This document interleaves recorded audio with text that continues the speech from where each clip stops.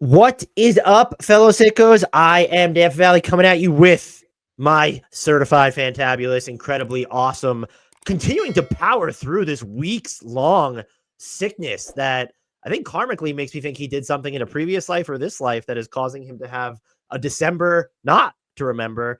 Mr. Grant Hughes. It's a mailbag episode. We're talking fallout from the or impressions of the NBA Cup, new All-Star game format, a lot of trade questions. Jimmy Butler to the Phoenix Suns. What do we think about that? Maybe Zach LaVine to the Denver Nuggets. But the first question we must get to, Mr. Hughes, how the heck are you doing? I'm hanging in. I'm not going to complain about being sick anymore because you could just listen back to any of the last like 3 podcasts and you'll feel that you'll find the same information. I'm excited to do this mailbag. We have some really good questions here, but how are you doing?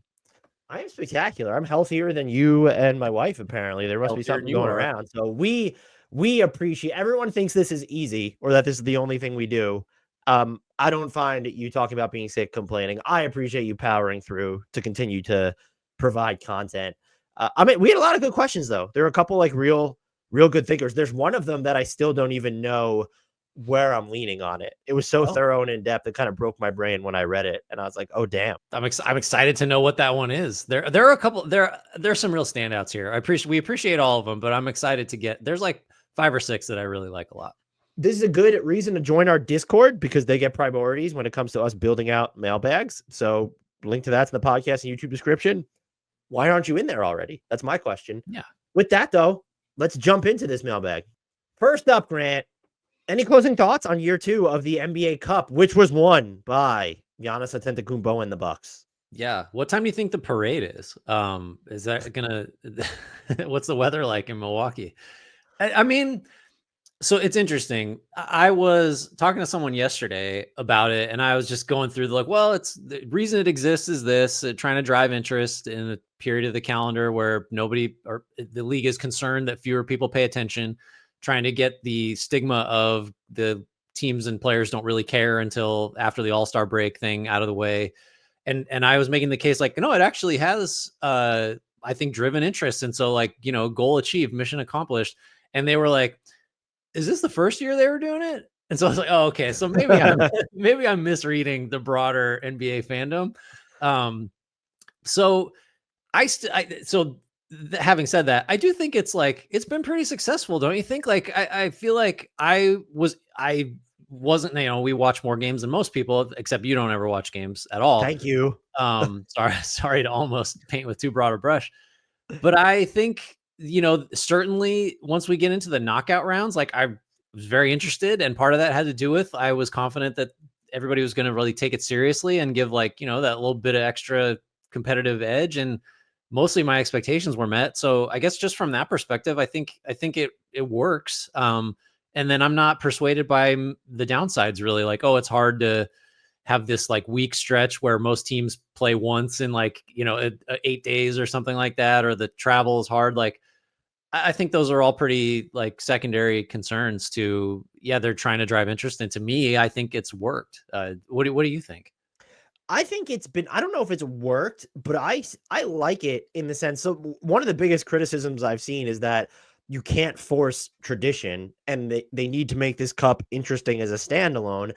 And I totally get that, but like you're going to create tradition by sticking with it. And there was the report from The Athletic that they're considering, because Amazon Prime is now going to have the NBA Cup moving forward, starting next year, about moving it till after the NFL season. And I was like, well, you created this thing to drive interest during the NFL season. And I understand that Amazon has NFL games itself, but like, why would you give up on that after 2 years? And I do agree there might be some disconnect between, it feels like the people who have enjoyed the NBA Cup the most are the ones who enjoy watching regular season basketball, actually. So I hate it because I don't watch games.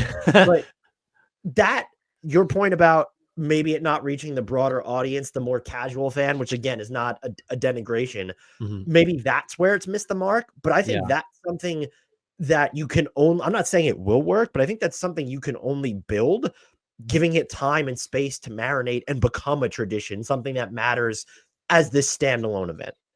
I think too, like the way to really make it stick or really make it appeal to the types of fans that maybe So like I think you're exactly right that it makes a positive difference for people that were already watching early December games and were annoyed by how sort of perfunctory a lot of the efforts were in those games.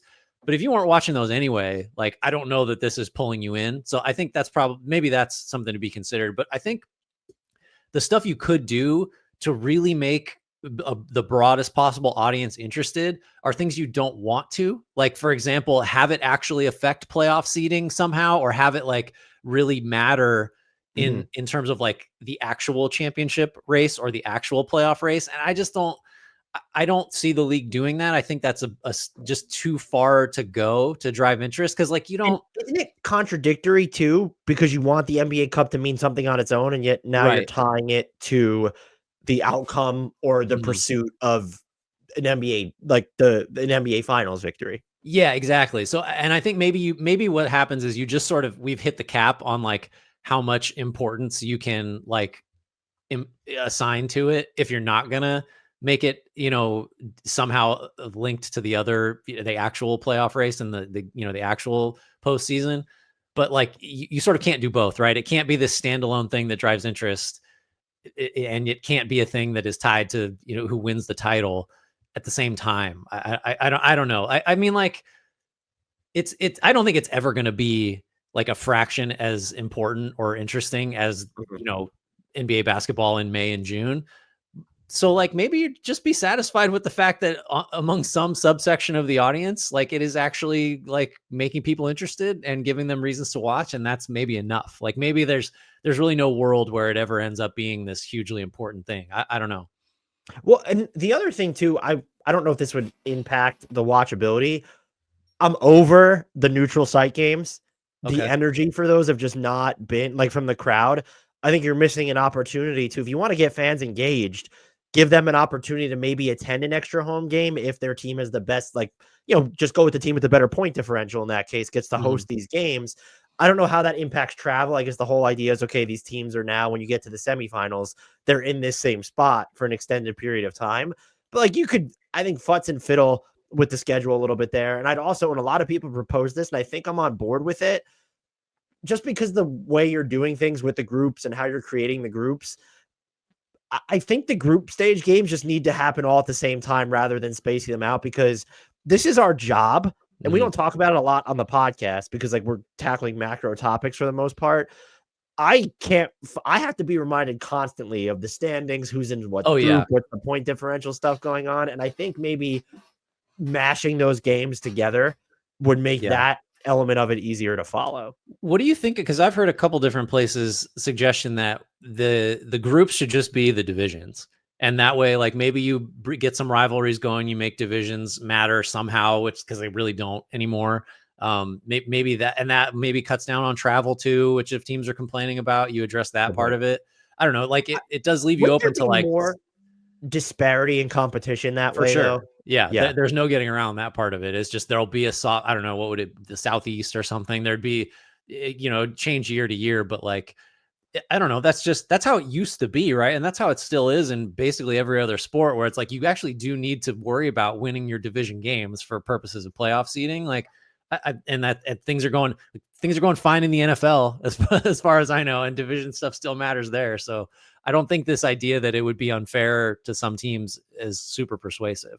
The final thing for me too is I could probably do with and I know the broadcast partners like are told to do this, but I don't need to hear from Mike Breen every 5 seconds about, if you don't think they care about this Right. game, Yeah. you don't know NBA basketball, like, or some version of it. It's, you don't need to force this to, like, it means something to Giannis. Told the story about the two-way player who's like going to get a Mhm. house in Iowa because they won the NBA. Like that stuff is cool. And like the Yeah. money will really matter to certain players.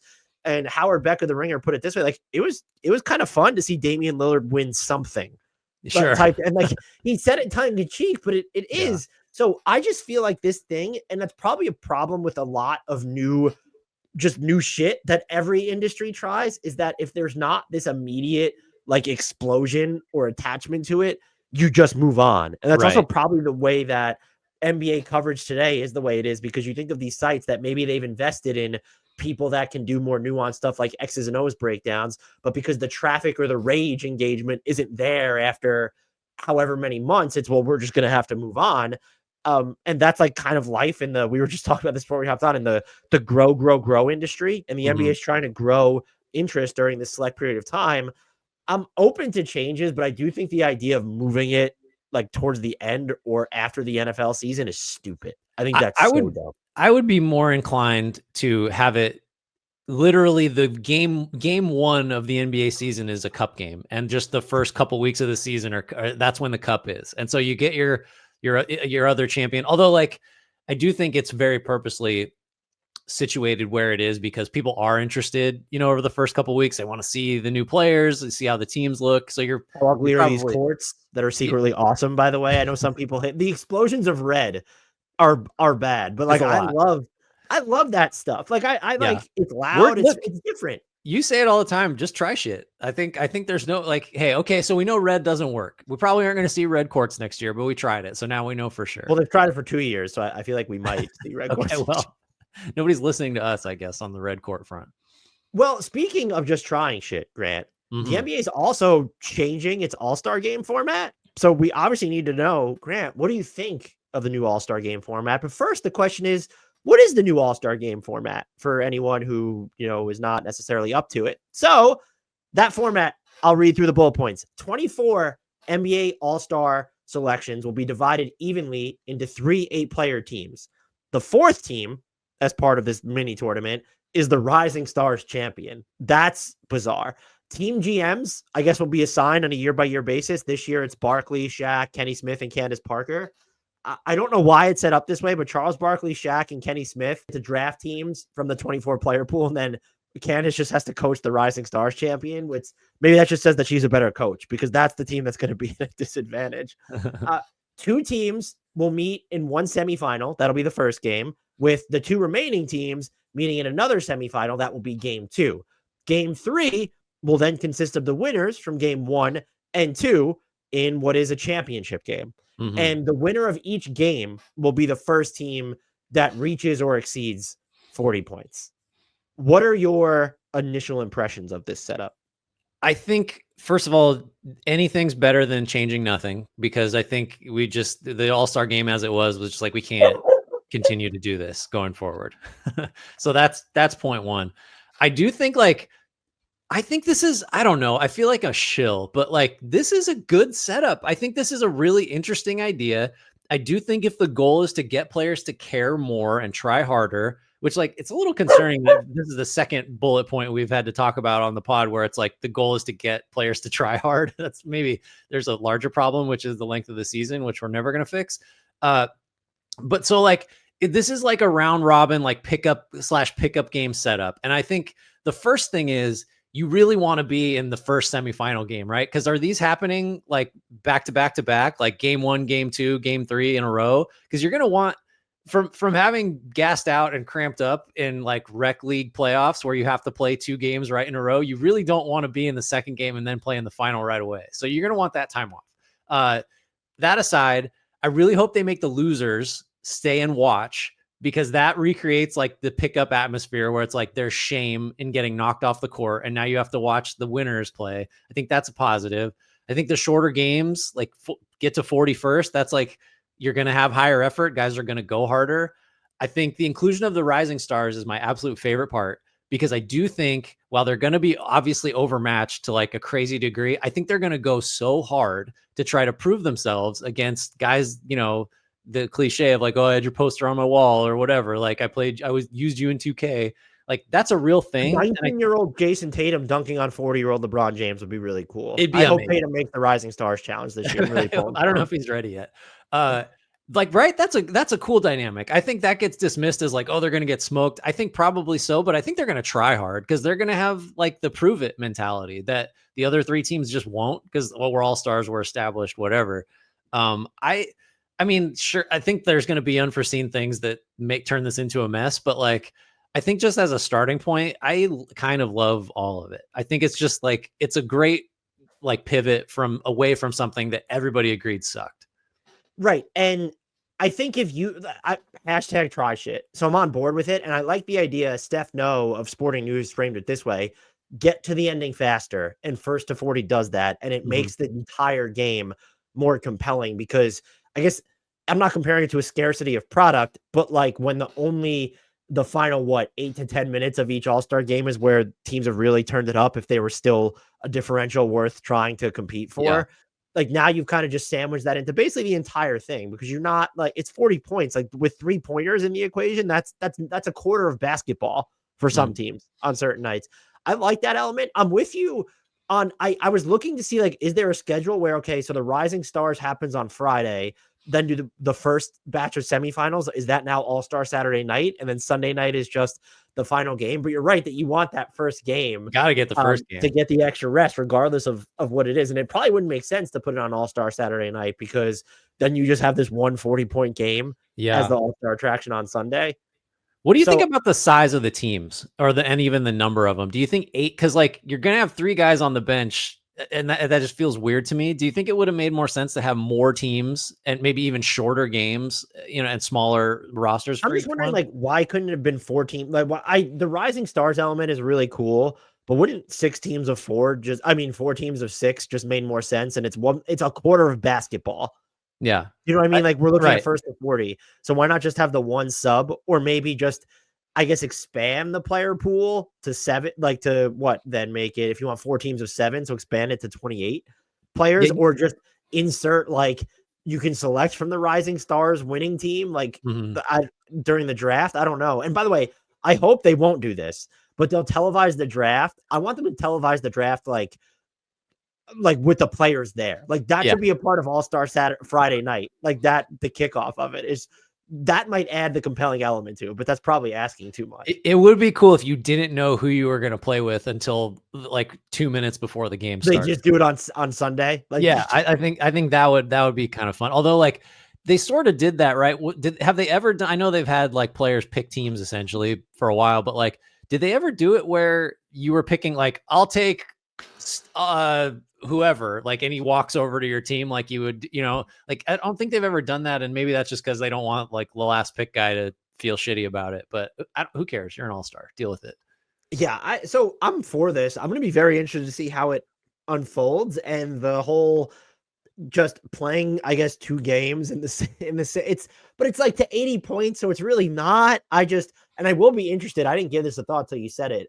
So you have these 8-player teams, and it's just like, how often are you subbing people into a game that just ends at 40? Yeah, who's in charge of subs for Kenny Smith? Like, who's keeping him abreast? Or like, who needs to get in? You'll probably just have like the youngest all-star on each team, or the couple youngest just not play, I would imagine. I don't know. We'll see. But I'm curious to see like how they decide the GMs. Like, is it always going to be inside the NBA, which we know will be a part of ESPN, while being produced by Warner Media? Like moving forward, or they change it up? Like, I really don't want to see Stephen A. Smith coach a team. That would be, I mean, maybe some people would really appreciate that, but there's a lot of different things that you can now do for this. But I'm also wondering, how many years did they give the Elam ending? 2? Yeah, was it? I guess. Yeah. I have to confess, I haven't paid a whole lot of attention to the last several All-Star games. So no, that's our chance. The fact that because we don't have to go there, that's our break. Yeah, right. Exactly. Now, well, and look, I guess maybe the last point to make is like, I am interested in the All-Star game this year. Like, I don't know when the last time I could sincerely say that was. Right. I've always had it on. The past like half decade or so has been like background noise for me. And this year I'll probably be like locked in to it. We'll have an emergency podcast when Yves Missi wins MVP coming out of the Rising Stars game. You heard it here first. Let's dive into the first actual mailbag question of the day, though. Grant, do you like Jimmy Butler on the Suns if they make it happen? That is from Philip Lindblom. I like it better than Bradley Beal on the Suns. And that's basically the only way it would happen, right? Like, that's just that he's got to waive the no trade. He's got to change his opinion on, because there was a real chance for Beal to go to Miami, right? Like when he was traded from the Wizards, I think, and he just basically, I would prefer Phoenix. You've got some hurdles to get through, obviously, but if it happens, yeah, I think Butler's just objectively a better player than Beal. The only thing you'd point to is 3-point shooting for as far as like an advantage that Beal has. Both similarly like come with availability concerns. Butler, obviously the far more proven defender, playmaker, playoff performer, all that stuff. So like, I guess you're still dealing with questions of like, is Jimmy Butler the type of player the Suns need most? But Yes. I think you're like just unequivocally yes. If you I understand he's older, and the Yeah. trade, so Philip is right, like, it would have to be Beal, and it would basically be I think it's like Beal plus minimum salary X. So Uh-huh. I mean, Alec Burks, excuse me, so you'd have to send an extra player to Phoenix in this. So if you said Alec Burks via the minimum Yeah. exception, I believe it works. So Butler and Burks for Uh-huh. Bradley Beal. But then I'm assuming Phoenix is going to include its 2020-31 pick as part of this. And I think if you put Beal, well, first I want to ask you this. If Beal was going to waive his no trade clause and he forced his way to Phoenix, but Miami was at one point on his short list, do you Right. think that might like do you think that most people have just kind of written this off? Uh, and to me, it feels like there's an opportunity for it to be more genuine, like an actual legitimate trade scenario than people have kind of acknowledged so far. Because yes, and there's also, to make it easier, you can involve third teams to try and like kind of expand salaries. There's no Yeah. aggregation for Phoenix's part, but like if you need like the Detroit's Heat sitting or over some, there with plenty of room and willingness to help. yeah. So like I actually think it's possible because I believe that Beal could probably talk himself into Miami might be a cooler place for him to live than Phoenix. And you still have Bam and Tyler Hero there. Theoretically, maybe the Miami's going as part of a teardown. So could you sell yourself? And you're in the East, so you might wind up as the same seed as Phoenix will wind up in the West anyway. Come Mhm. playoff time, for all you know. I'd be curious.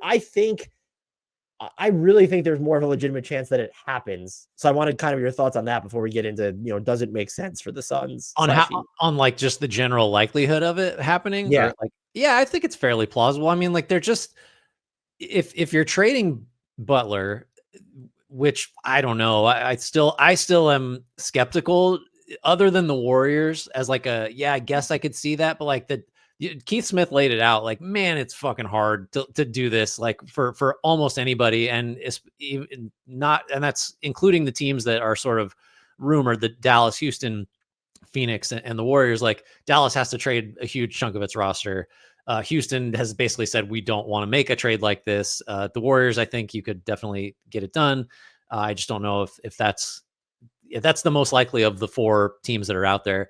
So like, yeah, I think it could happen. I think Phoenix is desperate. I think if you're the Heat, I don't know that you really like want Beal, but you want something as opposed to having to like lose Butler for nothing if he opts out or try to go the sign and trade route or whatever. So yeah, it's definitely plausible. I don't know, like if is it more likely than not? No, probably not. I'd say it's Mm. unlikely to happen, but it's not like something I would dismiss as like impossible. I think for the Heat specifically, it's easier to justify for Phoenix, but if you're the Heat, the justification would be, well, what is Jimmy Butler's value? So if the Warriors aren't going to give us more because they have more picks and young players and flexibility Mhm. to play around with, what is the team that's going to give you multiple firsts or multiple prospects? Jimmy has said he's going to opt out, which in theory, I think teams are, if he said he was going to opt in, I don't know how much that hurts his trade value either, but teams Yeah. are, if the possibility of him leaving is out there, that diminishes his value. And then also as Miami, and this might be the bigger selling point, is two of your next three draft picks are gone. And one of them is lottery protected until Kingdom Come, but we've never seen them just like rebuild during the Pat Riley era, really. And so Beal, in theory, if he's healthy, has the cachet to say, "Hey, we're still trying to kind of be competitive." Yeah. So that's the justification from their perspective, because otherwise, I'd rather ship him to Golden State, or just like even would. I guess it gets tough because what are the teams aside from Golden State that would give up, let's say, more value? And like with Jimmy headed towards free, because we can even say, well, the Pacers should take a flyer, just as an Well, example. They're not going to be a team that does that. Forget about their salary structure with Hallie and Siakam. They're not going to do that when Butler is saying he's going to opt out. Like that's just not a risk they're going to take. right. If I guess the way you're framing it, if you're the Heat, I mean, if you're the Heat, you're getting Phoenix's 2031. Is that part And of your Beal, like that's basically the yeah? I'm looking at as So the bones of the package is Beal in 2031 uh, for the Butler. pick is okay. That's I mean that might be a hugely valuable pick. Probably will be a hugely valuable pick. Um, Pat Riley's about to be 80. I don't know how much he cares about A pick 7 years from now. Yeah. picks. But like, if I keep coming back to like, I don't think Beal, I mean, he's getting a pick attached to him. Beal, I don't think is a positive trade asset, like, or is not viewed that way by anybody. So if I'm Miami, I would much rather have Wiggins, Kuminga, a pick or two, or even just those two guys than Beal and a distant first, because it's just like Beal is someone that you might need to pay to get off of. And I don't know that he's necessarily good enough to be like to drive winning more effectively in the short term than like just Andrew Wiggins full stop. Like, I don't know if that's the case, especially if you consider like Andrew Wiggins and whatever the difference is between his salary, which is like 27, and Beal's. So that's why Phoenix feels unlikely, certainly compared to Golden State. But I think if Golden State's just like, now we're not going to do anything, then getting that first is, I mean, that's if the alternative is losing Butler for nothing, then yeah, you probably do that. But it's not like it's a long way from a no-brainer. It feels like a last resort for the Heat is what it, but also it feels like a plausible last resort that we reach, because I'm just trying to think of like what team, if we assume that Houston is intent on waiting out a consolidation move, which I think is smart for them at this point. What's the other team aside from Golden State that, under the circumstances, Jimmy's age, contract situation, is going to come in and they're going to have a better offer? And I thought about Atlanta a little bit, might be interesting. Yeah, but then you got to go off the board. You just have to come up with somebody. You can't, because it's not coming from Dallas or you already said Houston. So like, Dallas needs to basically give up Kyrie Irving or their entire team, right? And just like, and that's just not. Well, and Keith laid out like you almost, I think it's doable, but like you have to fill out like 3 more roster spots with like $300,000 to spend. And also a team like Memphis could make a lot of sense, but it's also, well, how many players are they trading to get there? And those types of trades are really difficult to pull off in the middle of the season, because they don't have, when you look at their like big time salary anchors, you're not moving anyone. Ja Morant, Desmond Bane, even though he's having a rough go right now, and Jaren, you're not moving any one of those guys for Jimmy Butler. Yeah. You wouldn't move Desmond Bane for Jimmy Butler, correct? No, I don't think so. I think just the age and the contractor, and like the lack of security. You might be renting Jimmy. I'm not renting Jimmy Butler for Desmond Bane. Like that's not in the cards for me. Unless if you're like, this makes you the unequivocal favorite to win the title, then I think you probably do almost anything. But like, I don't know that that's the case. Now, so from Phoenix's perspective, though, do you like Jimmy? Because that was the question. We apologize for taking so long to get here, Philip.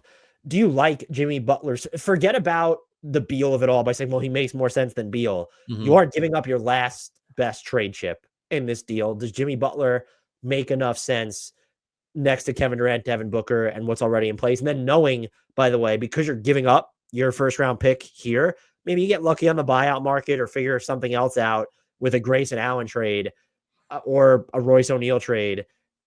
You've now decided, okay, like we're not upgrading the center position in a meaningful way. It's hard for me to talk about it without just comparing him to Beal, because I would say, well, he's just a better playmaker. He's a smarter offensive player. He's a much more versatile defender. So just like you're adding all these pluses, he's a very different player type. I think you could, if you're concerned about Devin Booker's on-ball playmaking, he's too much, like we need to get him back to previous roles.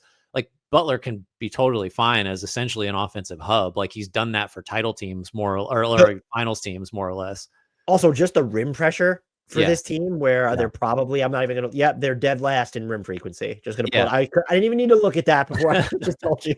he ticks a lot more boxes. And like, Durant and Booker and Beal, this is just reiterating what you're saying. It's like, they kind of like the same sorts of shots. And Butler's no stranger to like the DeRozan game of like mid-rangey stuff where he just goes in his bag, but like he's looking to draw fouls a little more often. He's in the rim pressure, as you said. I think he's different enough offensively that it might really put Durant and Booker back into roles that they're just better at.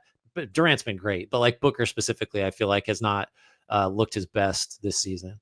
And do you worry about like maybe not changing, because Phoenix has changed the shot profile overall, specifically looking at the share of their attempts coming from three. Like 35% of their looks last year came from deep.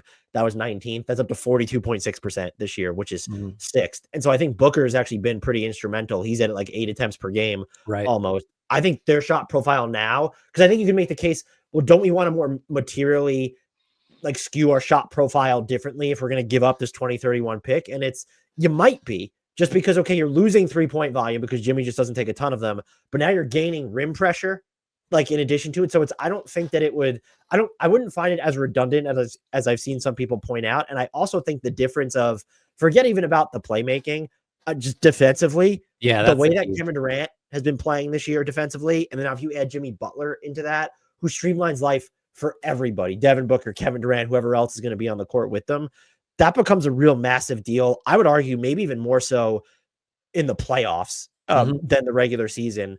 My one concern, though, would be, do you think that Jimmy Butler is good enough off the ball? Because I do think Bradley Beal is probably easier to fit in as an off-ball weapon. And maybe I'm kind of underselling like the movement we see from Jimmy under Coach Spo. But do you trust that with this roster specifically, they would be able to generate enough, like, or it would make that Jimmy Butler would be impactful enough when the ball is not always going to be in his hands? I think so. He would just do it differently. It would, he'd get deep seals, or he's a better cutter than Beal. Like, I think he just has broader uses. And it's not like, you're not, between Booker and Durant, you're not exactly hurting for guys that are going to stretch the defense, like flying off screens or whatever. So like, it's less of a duplicative skill set than you have with Beal. And so like, I think if anything, like Butler might be better operating in the space created by those other two superstars at like finding pockets to score off the ball closer to the basket than Beal would. Like, especially the catch and go game. That's definitely something he's going to be better at, for sure. He's just better, right? Like, he's just a better player in almost every facet. So I think, and you're upping your timeline. How old is Beal now? Is he 33? He's 31. So you're moving your timeline up quite a bit, but I think the upgrade is substantial enough. I would just be, you're always going to feel this way, but it just makes you think even more about Phoenix's window and what this team is eventually going to look like. Right. Yeah. I mean, they're so, I think David Aldridge said they're in like win yesterday mode. And so like, I don't care that Butler's 35. Like, you need the next 6 months. Now, let's say though, the alternative is that you can acquire, you keep Beal, you give up this pick, and maybe you get off Nurkic's deal, but you're acquiring a role player wing and another center. Which path do you prefer to that? Is it give up Beal and that pick, get Jimmy Butler, or give up that pick and let's use the Nurkic salary and get a center and a cheap wing in return? Or is it, maybe let's even say it's separate deals, because like you could give up that first round pick, whatever other salary that's going to make it like separate trades because they can't aggregate, and you're going to get a rotation wing and a rotation big. Do you prefer that route, or let's continue to kind of, it's not a consolidation trade necessarily, but it also kind of is? I think it's fair to acknowledge that like Phoenix needs the things you're talking about. Like, it's got more than one issue, and that broadly speaking, its issue is not a lack of like scoring stars. But I think just the net gain of Butler outweighs anything else you could get with those assets. So like, you'd still have a lot of the same problems, or all of them, that you do with the current roster, and Nurkic being a piece of it. Like, I just would rather have those problems on the roster and Jimmy Butler than try to address them and not have Jimmy Butler.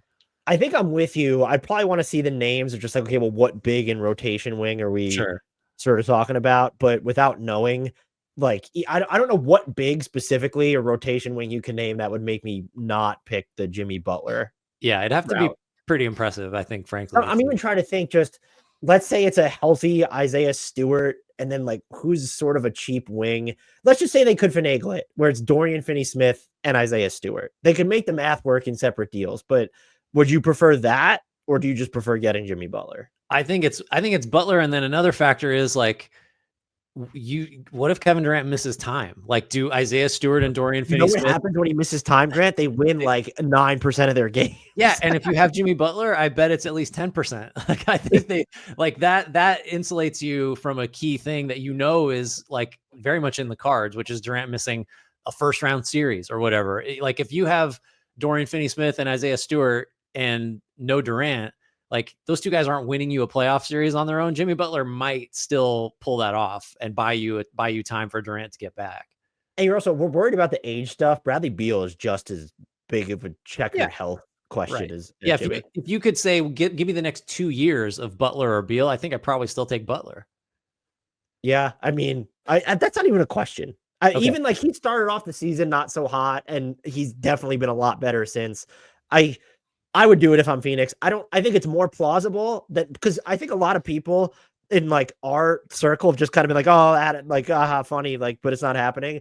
I really do think it's probably just because Jimmy has some type of leverage here. Mhm. And I don't think his trade market in theory is going to be as robust to where Miami can sit there and say, we don't want this Phoenix 23. If Beal's willing to waive his no trade clause, I don't think it's going to be as easy for Miami to say, well, we can do better than Phoenix's 2031 pick and a fringe star who's on a bad contract for the next couple of years. Miami's not quite in this position, but it's close to, would you like something or nothing? And they'll just pick something, I think. I will advocate. There are other teams that I would like to see. Like, I would like Atlanta at this point with the way their defense has been. Like, can you get him without giving up Risa Shea, Jalen Johnson, and Dyson Daniels? Like, figure out a way to make that. You'll probably look a lot smaller after that, but that team would be fun as hell. Yeah, I mean, Butler would make, he doesn't come with all the same, like, oh, I don't know, he doesn't space the floor, so how scalable is he? Like, he's just one of the rare players that will just figure out how to make your team better. Even me asking that question before to you about whether you're worried more about, like, undersells just like how smart and useful he is as a player, even though he's not a higher volume 3-point shooter. But and then the playoffs roll around and he just shoots 50% from 3 too. So you can take that into the equation as well. You want to read our next question, Grant? How many players should the Bulls trade? If they don't, why? That's a really, so the players that should be non-negotiable to trade, and I think at this point, as long as you don't have to include anything. I know they've both been good, but I know if you don't have to include anything to get them off your books, Zach LaVine and Vooch should just be gone. Got it. And if you're taking back bad money for either one, then yes, you want assets in return. But Vooch, an expiring salary and a second round pick, I would do it. I know he's had a good year. He serves no purpose for you long term. And by the way, these are two of the primary reasons why the Bulls are within a stone's throw of 500, and you can envision them not trading anybody and trying to actively get better. After that, I think it gets into, now we're talking about like, yeah, okay, look at moving Torrey Craig. But I'm more talking about like the actual main names. I think you should look at moving everybody who's not Modest Buzelis. I was gonna say, isn't it easier to frame this as like who should not be traded? And it's basically Buzelis, because I know you're gonna get here, but like there are reasons to trade Kobe White and Ayo Dosunmu too, right? They're different, but like those reasons exist. Patrick Williams, the reason's obvious, but like it's just a question of what reasons. It's not, are there reasons to trade basically everybody? It's just like, which type of reason is it? So like, give me the Kobe White and Ayo thumbnail reason. Like we've talked about it plenty of times. Yeah, and with Kobe White, it's his trade value is never going to be higher than it is right now for you, because his deal is so good. He has more than a year left on it. I think you could argue his highest trade point was over the offseason when he had those 2 full seasons left on his contract. And I understand that he's relatively young. He's not going to extend off of this salary because 140% off of 13 million is going to come in below market for him. I know free agency has changed, but players of his age, of his ilk, I would argue they're like, this isn't a Jordan Clarkson type. Like, this is someone who is more dynamic offensively, and certainly not as streaky. And I think he's easier to fit in alongside other ball dominant players. That's the name where I think you look at it and say, if the Bulls move this player, they are committed to doing this thing properly. And that's not to say they can hold on to him and still do this properly, but that's the evidence of, okay, the Bulls are serious about rebuilding, reinventing themselves. Like, that's the name who's a harbinger. I don't think anybody here should be the untouchable aside from Buzelis, who's just, we talk about, he's first team all #try shit. And I appreciate that. Big fan. So I would love to see them. There was the report that like, hey, they'd consider taking back, like moving Lonzo Ball. If I'm a team, I'd absolutely just take a flyer on Lonzo Ball. Not shooting it too well, but like, he's had some good defensive moments. His passing mean back in our lives is great. It's an expiring contract. Is that someone, if you're taking back a certain type of contract, that you could get like a nice pick for, or a good prospect for? I don't know, but yeah, I'm with you. The question really is, who shouldn't the Bulls trade?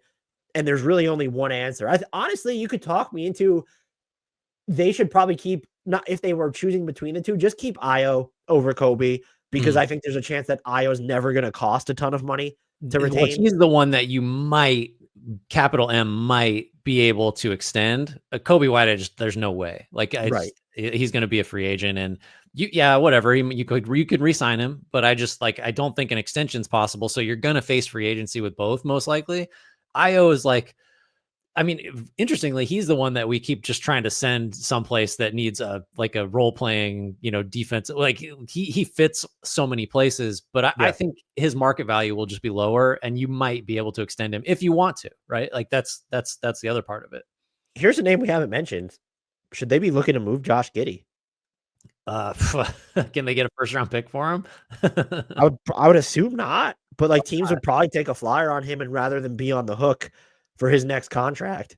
Yeah, I think so this has been a point of discussion since they made the trade for Giddey. Like, what's the best case scenario? It's that he performs really well and you are justified in paying him what, you're certainly not going to give him the kind of extension that a bunch of his draft mates got, but like that he earns an extension you're comfortable giving. Like, I don't know, like what is he worth right now? Like if you're signing him to his next contract, I have no idea. I'd rather just move him for a draft asset, honestly.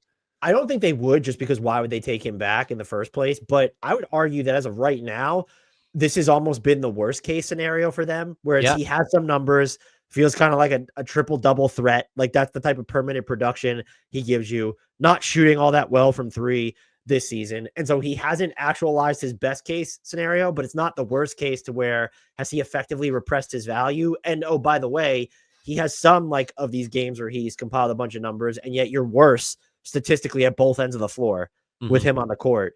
And how do you figure out what that guy is worth to you, either as a trade asset or just as on his next contract?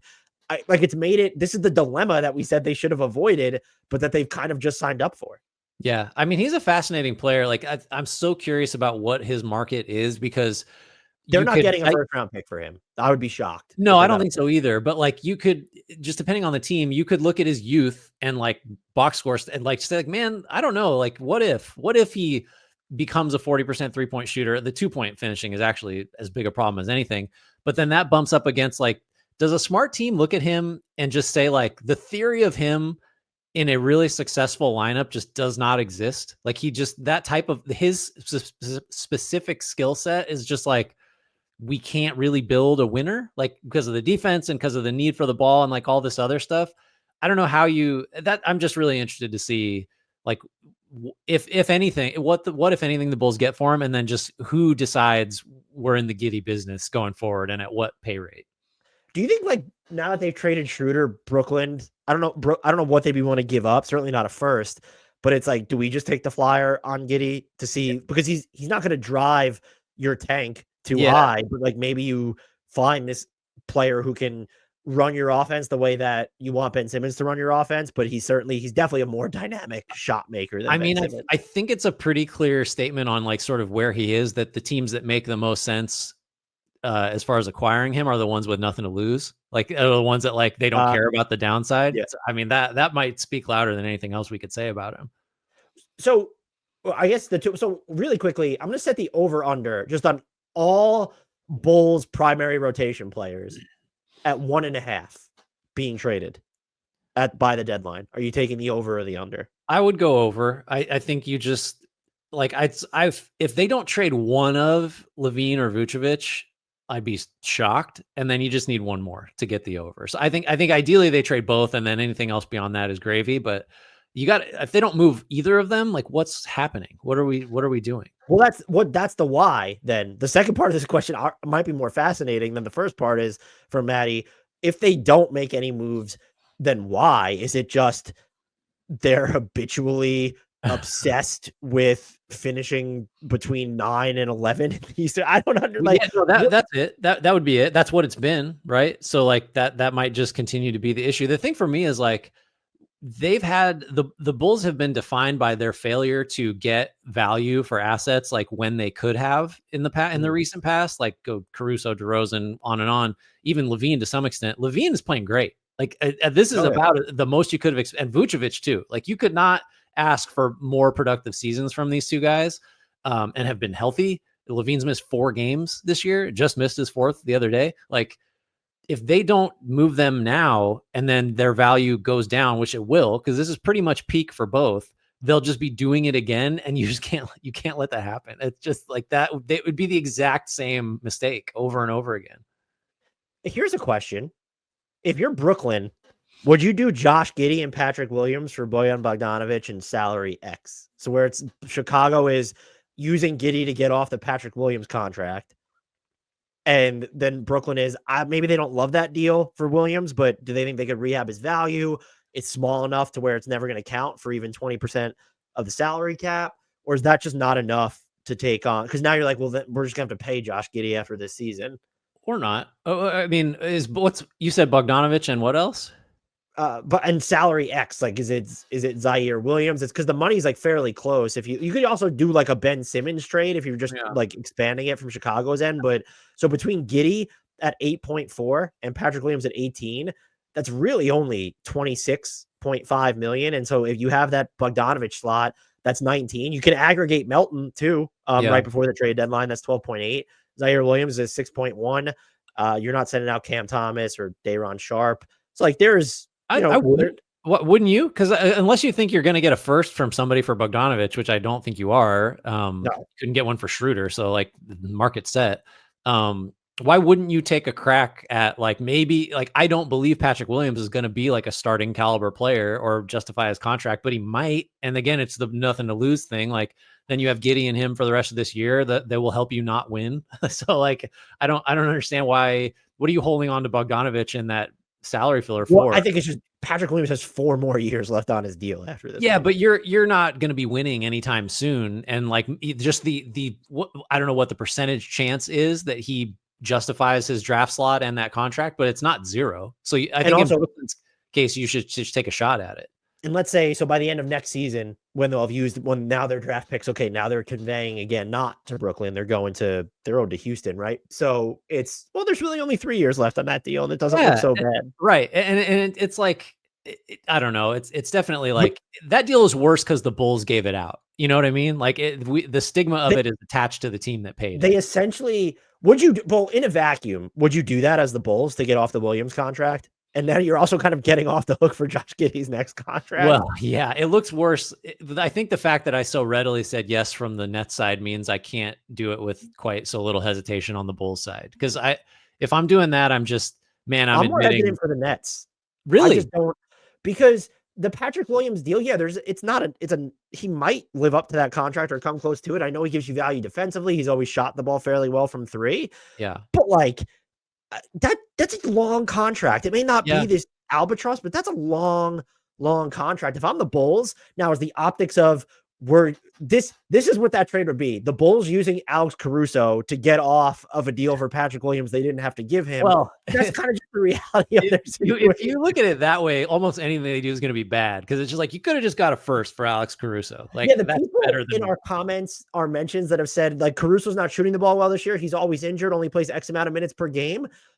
Okay, you know what? He also helps drive winning and good defense. And you know what Josh Giddey does? None of those things. The opposite. Also, Josh Giddey's he's not playing like 35 minutes a game. He's averaged 25 minutes per game last year. He's up to 27.1 this year. Yeah, I get that he's younger, but I just find it, I don't care what you think the peak of Caruso trade value was. Like, it's debatable. I know for a fact the Bulls could have gotten a first round pick for him over the summer. Wasn't it 2 at some point? Like, and I'm sure but I know for a fact that like they could have gotten a first round pick for Alex Caruso. Don't sit here and tell me they couldn't have gotten a first round pick for Alex Caruso. That's wrong. So did you took the over on 1.5? I'm gonna take the over too, because if they don't, I don't know that we made a joke about being addicted to the bottom of the middle, but there is no defensible answer for not trading as many players as possible. This next question comes from Yoho. Denver is currently 5th in the West and Sacramento is 12th. But as of December 16th, they both have 13 wins. Will this parity continue, or will a new tier emerge out of teams 5 through 12? Shout out, I can't remember who did it, but we had when we were doing the overreactions or the hot predictions, and we had our subscribers submit their own. someone said that 13 teams in the Western Conference were going to finish above 500, and that's clearly not going to happen. Or maybe it was 12. If it was 12, we're not that far away from it being just a fact. So this is, so there's kind of like two ways to take this, and I want to deal with the first one up front. Like, so are we talking about parity continuing in terms of the standings? Like, will we have these crazy slim margins between standings, or is it viewed as like through the championship equity lens, where it's like, well, they have the same number of wins or similar, therefore we should view Sacramento and Denver and on down the list, Houston, Dallas, whatever, similarly? Because I'm kind of interested in talking about the second part of that, but I would answer first, like, I do think we're just in for parity. I think we're gonna have really like down to the wire. You might finish fourth, you might finish ninth, like in the last week of the season. I think we could be in for some like really close races in that sense. What do you agree with that part of it? I do agree, because what is the team that's going to pivot out of this parity muck? Yeah. And maybe San Antonio, but probably not. And I think there might be a case at some point where if the Kings are just still dwindling outside, it's kind of time to regroup at the trade deadline. But you wouldn't predict. We think the opposite's going to happen with them, right? We've said that we think they're going to be. I actually think, and Kings fans do not agree with me, so this is probably a terrible thing. I think the Kings are a lot better than their record reflects, even in this Western Conference. So I don't think they should go that route, and I don't think they will. So I think the parity continues. I didn't even take it the way that you were viewing it. So that's an interesting way to frame it in terms of championship equity. Well, so I was going to say we should take this opportunity to like tier out the West in terms of championship equity, because it does look like, oh my God, it's wide open. I don't think that's really the case. So like, let's just say, is OKC tier one is the Thunder by themselves? That's what I was going to ask you. Are they in a tier by themselves, and if they are not, who do we include in that tier with them? I don't have the answer. Can I give you a couple options? So like my thought, the teams I would consider putting in OKC's tier are Dallas, Memphis, Denver, and Minnesota. Oh, Dallas is a good one. I think Dallas belongs in there. I think I agree. If I had to pick one, what'd you say? I would say Dallas is the one I would lean towards if I had to pick one, but I don't feel great about it. So I feel like the next tier is Dallas, Memphis, Denver, Minnesota. In terms of like, they're not on the Thunder's tier. They could all be in the finals, and I wouldn't like bat an eye. Just like, and I've excluded Houston from that group just because of the youth and inexperience, and they don't have the like number one option scoring star that I feel like you need to be there. Half court offense still almost bottom five. They're not shooting a lot from three or making a ton of their threes. Yeah. So go ahead.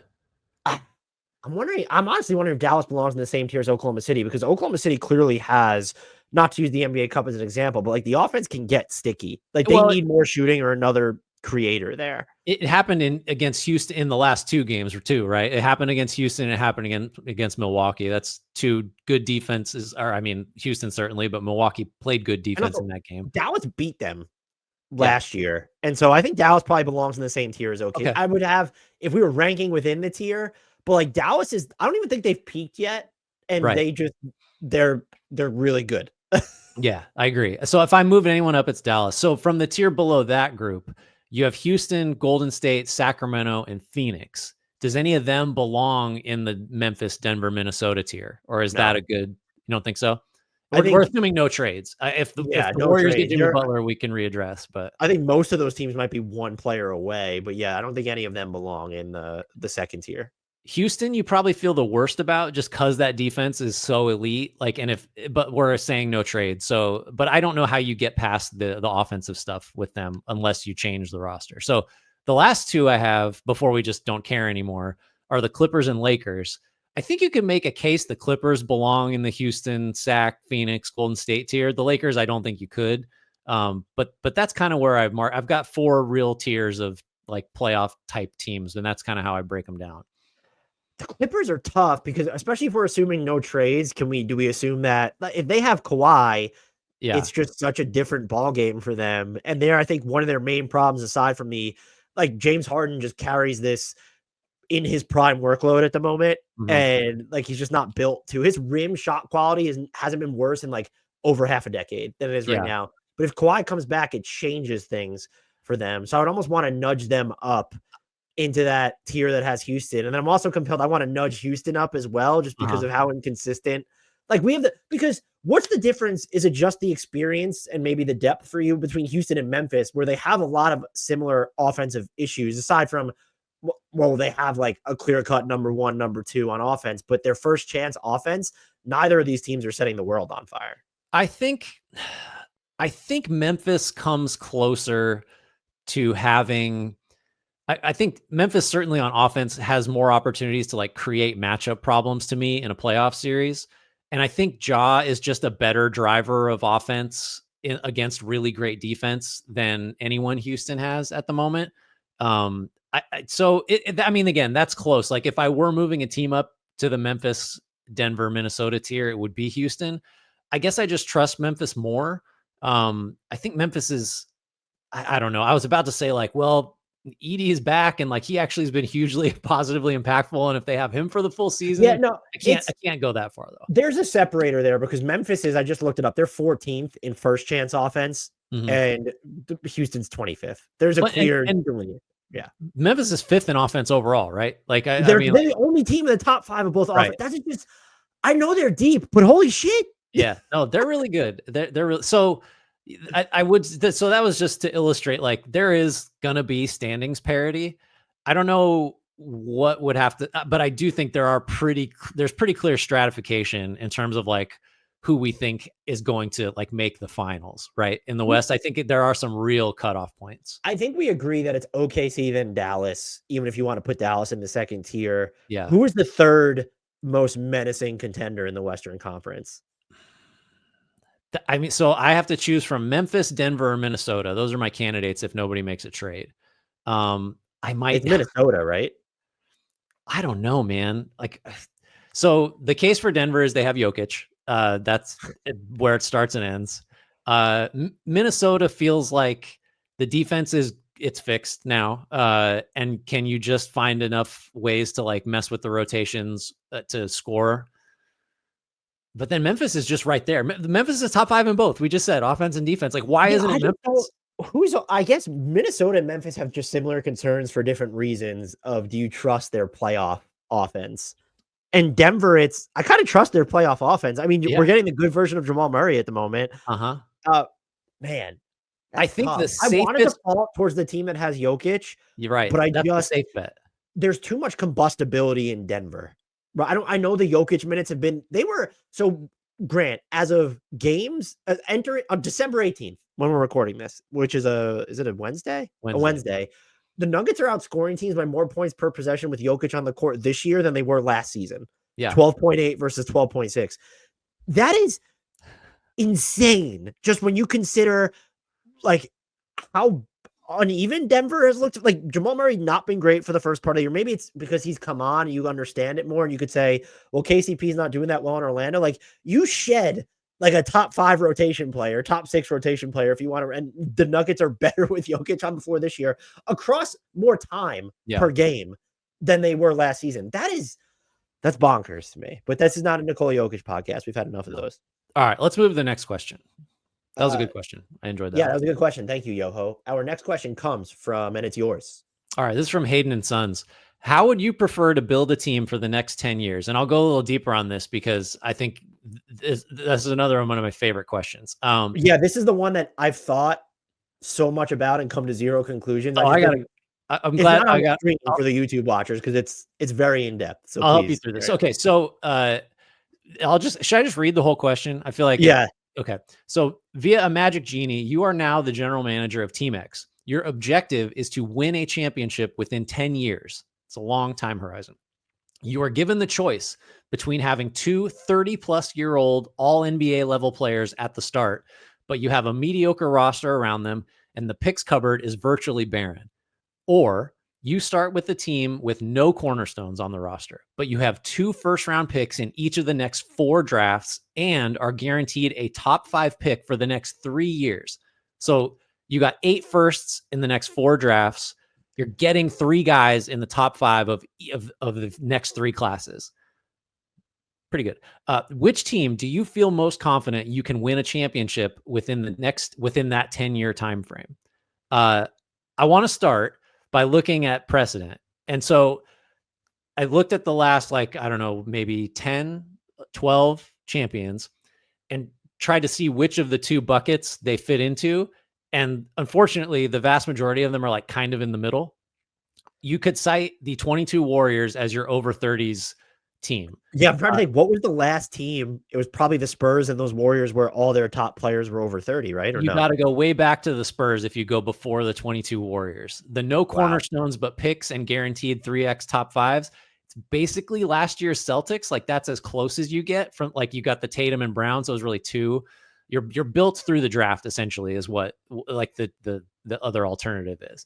You might say the Thunder are like a current model for that, even though they didn't have multiple top fives. They just, anyway, everybody else is like kind of in between. So you look at the 23 Nuggets, neither. There's no, they don't have any, nobody was over 30 that was like an all NBA player on that team. 21 Bucks, kind of neither. Traded for Drew Holiday. Giannis wasn't a top 5 pick. Brook Lopez was over 30, but like not an all NBA guy. 20 Lakers, maybe that's close. Anthony Davis was not 30. So you had one old all NBA guy and one guy Who's in the his skeletal structure of someone who's 30 or right, over, though, yeah. right? Like, I'll put him up there with the Warriors. 19 Raptors traded for Kawhi, who was like 27, I think, or 28. Oh my God. So like the 18 Warriors, 17 Warriors, that's, I mean, Steph, all the guys that they drafted were not 30 yet on those teams. The 16 Cavs don't really fit in either bucket. The 15 Warriors are closer because you have your Steph, Draymond, and Clay, but none of them were top 5 picks. So like, I bet they were all homegrown. Here's the main takeaway is if you are built around multiple over 30s players, even if they're all NBA level, it's not happening. Like, you aren't winning a title. Doesn't this kind of describe, and maybe, doesn't this basically describe the Phoenix Suns? Yeah, right. That's what you're choosing? Great example. Like, those are the teams that are desperate. Like, those are the teams that have like one shot at it. And that Suns team has been together for a year plus. You're not taking any of their championship equity over a 10-year window, right? It's maybe this year, maybe next, and then it's done. So the in-betweens are where you want to be. Is like, you want multiple stars. They can be homegrown or not, but they got to be mid to late 20s. And that is the championship blueprint, I think. What rabbit holes did you go down trying to answer this? My whole thing is, so you're looking at the draft, and like, even when you're talking about picks that are this high, the idea of having 2 bankable all NBA players, what are the odds that you get 2 bankable all NBA players within that time frame from that, what was it, the 3-year draft window, right? Yeah. What are the odds? Like, let's look at the Thunder. They have one. They didn't draft him. We could say Chet Holmgren and Jalen Williams are headed down that path. Memphis. They haven't made one yet. Ja and and Jaren Jackson today. Yeah. Maybe they would. I mean, Chet Holmgren wouldn't. He hasn't played enough, but Houston is like basically on that path because Jalen Green, Reed Shepherd, Jabari Smith. There's your top 5 picks in consecutive-ish drafts. Amen Thompson, what was he? 5th? Was he? I forget what. Yeah, he was a top 5 pick too. He was 4th, wasn't he? I guess the question really, you could boil this down to: would you rather have Houston's next 10 years to win a championship or Phoenix's? It's like no brainer. I think it's Houston. I think it's Houston's. It's when you. But you also do. I do think. Are we not waiting enough? Because we're saying we'll take Houston, and I guess that makes sense because you're looking at the hit rate on their top 5 picks, and they're not perfect. Like, we don't know what Reed Shepherd is. There's clear flaws with Jabari. There's clear flaws with Amen Thompson. So that probably is the best analog. The counter is like, I think over a 10-year window, your odds of winning winning one championship are super low. So like, yes. The case for the 2 30+ all NBA guys is, can you get one? And then just, you have 2 good years, you win a title, the next 8 are garbage, you're rebuilding, things fall apart. Like, is that smarter than basically just buying lottery tickets, which is what you're doing with the young pathway? I still think the clear through line is every one of these teams that I mentioned, I guess other than Toronto and maybe the 16 Cavs, because LeBron came back, have a homegrown superstar that they drafted. So I think that's the only thing you must have is at least one guy that becomes a superstar that you drafted, regardless of where you got him. But other than that, it's just like there's neither pathway is like looks great. Yeah. Because I was going to say, we can't even assume both of the 30. What if we're just taking the Celtics with a mediocre roster and it's Jason Tatum and Jaylen Brown, age 30 plus? Because you can't assume, like, how did you get those players? Yeah.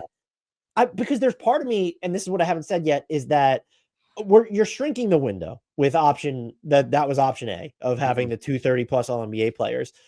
But like, if you can guarantee 2 years of a 15% chance of winning the championship, can you get, like, you can't guarantee that Houston is ever going to have consecutive seasons with that high of a title equity yet. They're good, they're promising, but you know why they're good and promising? Because the expectations haven't come into play yet. And they have all these paths available, and it's not just the picks, but it's still all these players we've basically discussed, with the exception of Jalen Green. They can still kind of be anything or anyone. And I sometimes feel like we over romanticize that mystique, which is also why we over romanticize rebuilds and teardowns in general. Like, it was very easy to laud what the Utah Jazz did when they traded Donovan Mitchell and Rudy Gobert than it was to laud. And I thought we did a good job of lauding everybody, but it was easier to laud the Jazz than it was to celebrate what Cleveland and Minnesota gave up and did during that stretch. And I think too, to your point, option B, where you're just hoarding all these top 5 picks or what, who knows how many more you're getting. We're guaranteed 3 top 5 guys. You're overestimating the odds of you being able to keep all those guys. Because what are we already talking about with the Rockets? It's like, how do you can't pay everybody. The Thunder are going to knock on that door very, very soon. So it's like, if you go with I'll take all the picks, clean slate, basically, you're assuming that you're going to win some of those probably pretty early on, I think, because you'll get to a point where you're going to have to lose some of these guys you drafted really high because you can't afford them. I still think that's the way to go, because that maximizes your chances of getting Steph, Giannis, Jokic, or whatever, getting the cornerstone guy that you build around, as opposed to what the Suns have. The Suns are, we keep using them, but it's like, I don't know who else you point to as the example of the team built around. Well, I mean, this would be a cautionary tale, but the since defunct version, or it kind of still is that, one of them hasn't played yet, the Clippers. Great. Yeah. Great point. Paul George, Kawhi, and there's another, or James Harden, Kawhi, right. There's a price in risk, right? If you go the route of the 2 older guys, like, they're more likely to miss time, because the older you get, the more likely you are to get hurt. There's special cases, I guess, but like, that's a risk you got to factor into. I go to answer the question. I go the young route, just because I know I need to get like the guy who I have control over and is a super duper star at age 27. I think I'm with you. I would agree. I do think it's interesting if you view it through the lens of what was the gap between the Warriors titles? So they won in 2018 and won again in 2022. So 4 years.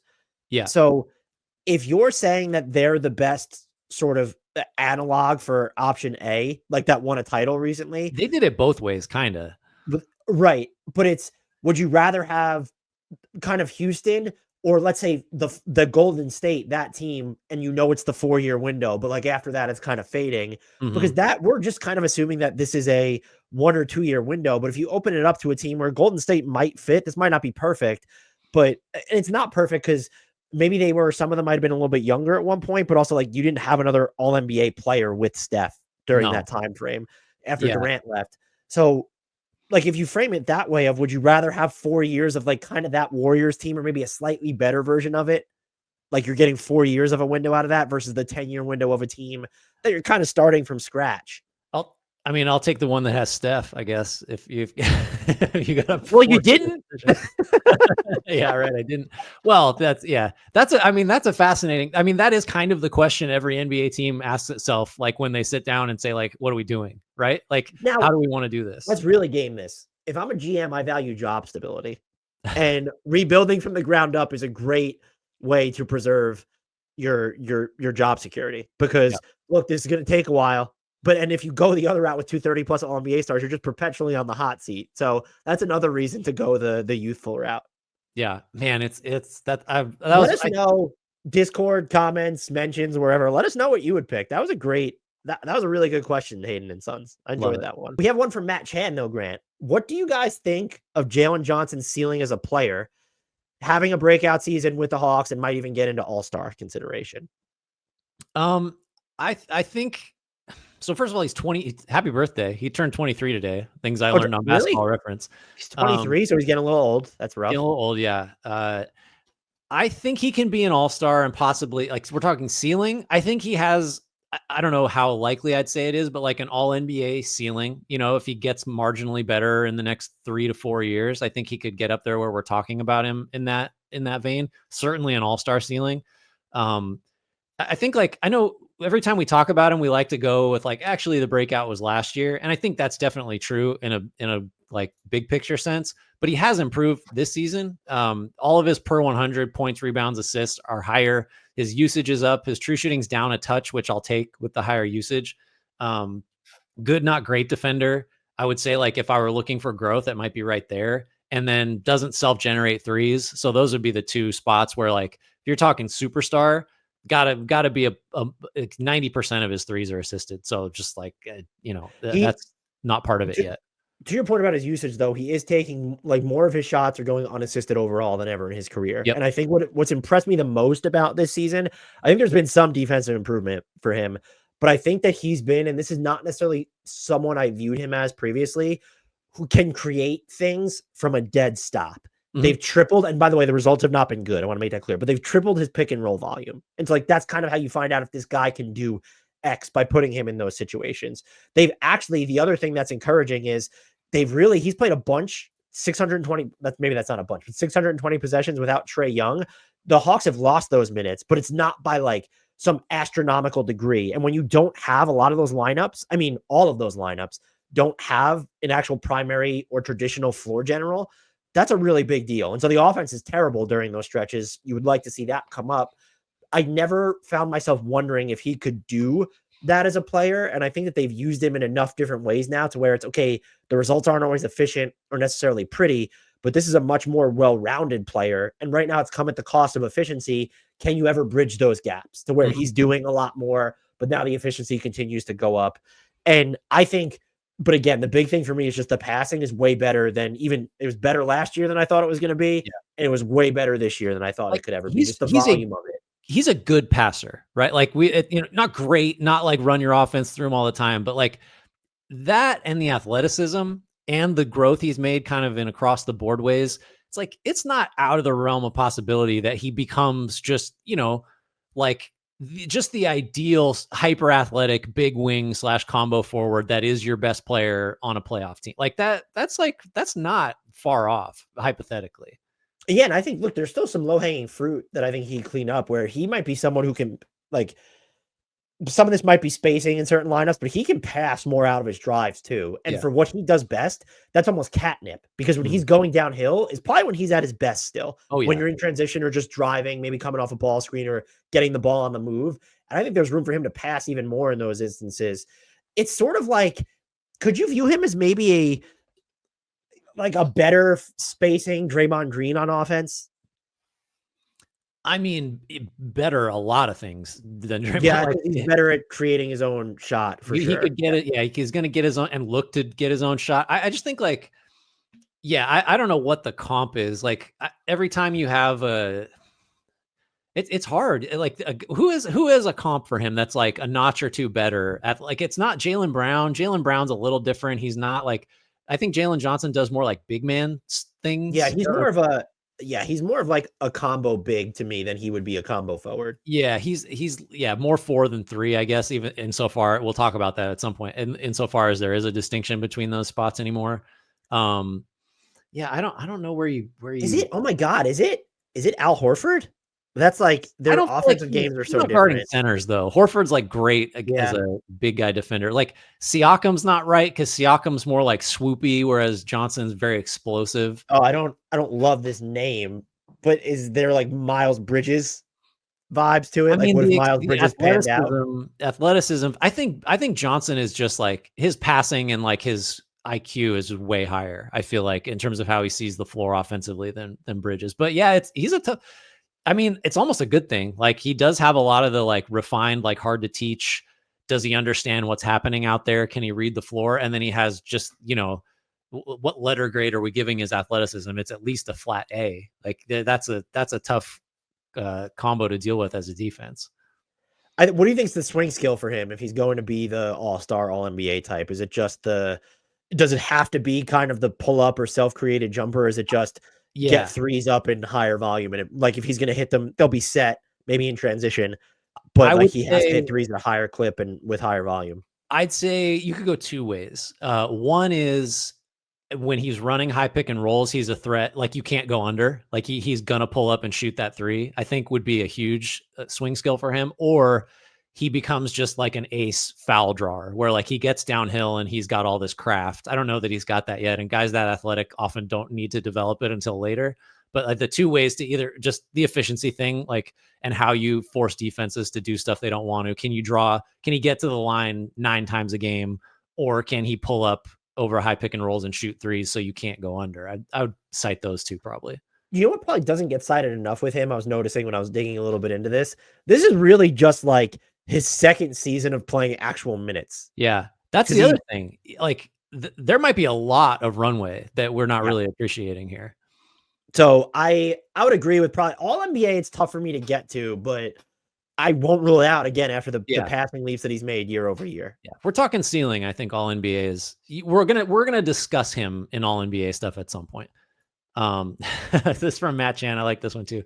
Should the Nuggets try a new Nikola Jokic strategy? And I got to find the longer question because he's asking. Do you have the longer question? It's from Austin. I actually messed that up. I'll correct. Oh, Austin. Yeah, sorry. With the insane plus minus difference when Jokic is off the floor, should the Nuggets try the strategy of anytime he's out, the offense is run like the end of game, run the clock down, every possession use the full 24 seconds, and then use a timeout, giving Jokic the biggest break possible, ultimately not playing fast enough to swing the game too much? I mean, you gotta try something.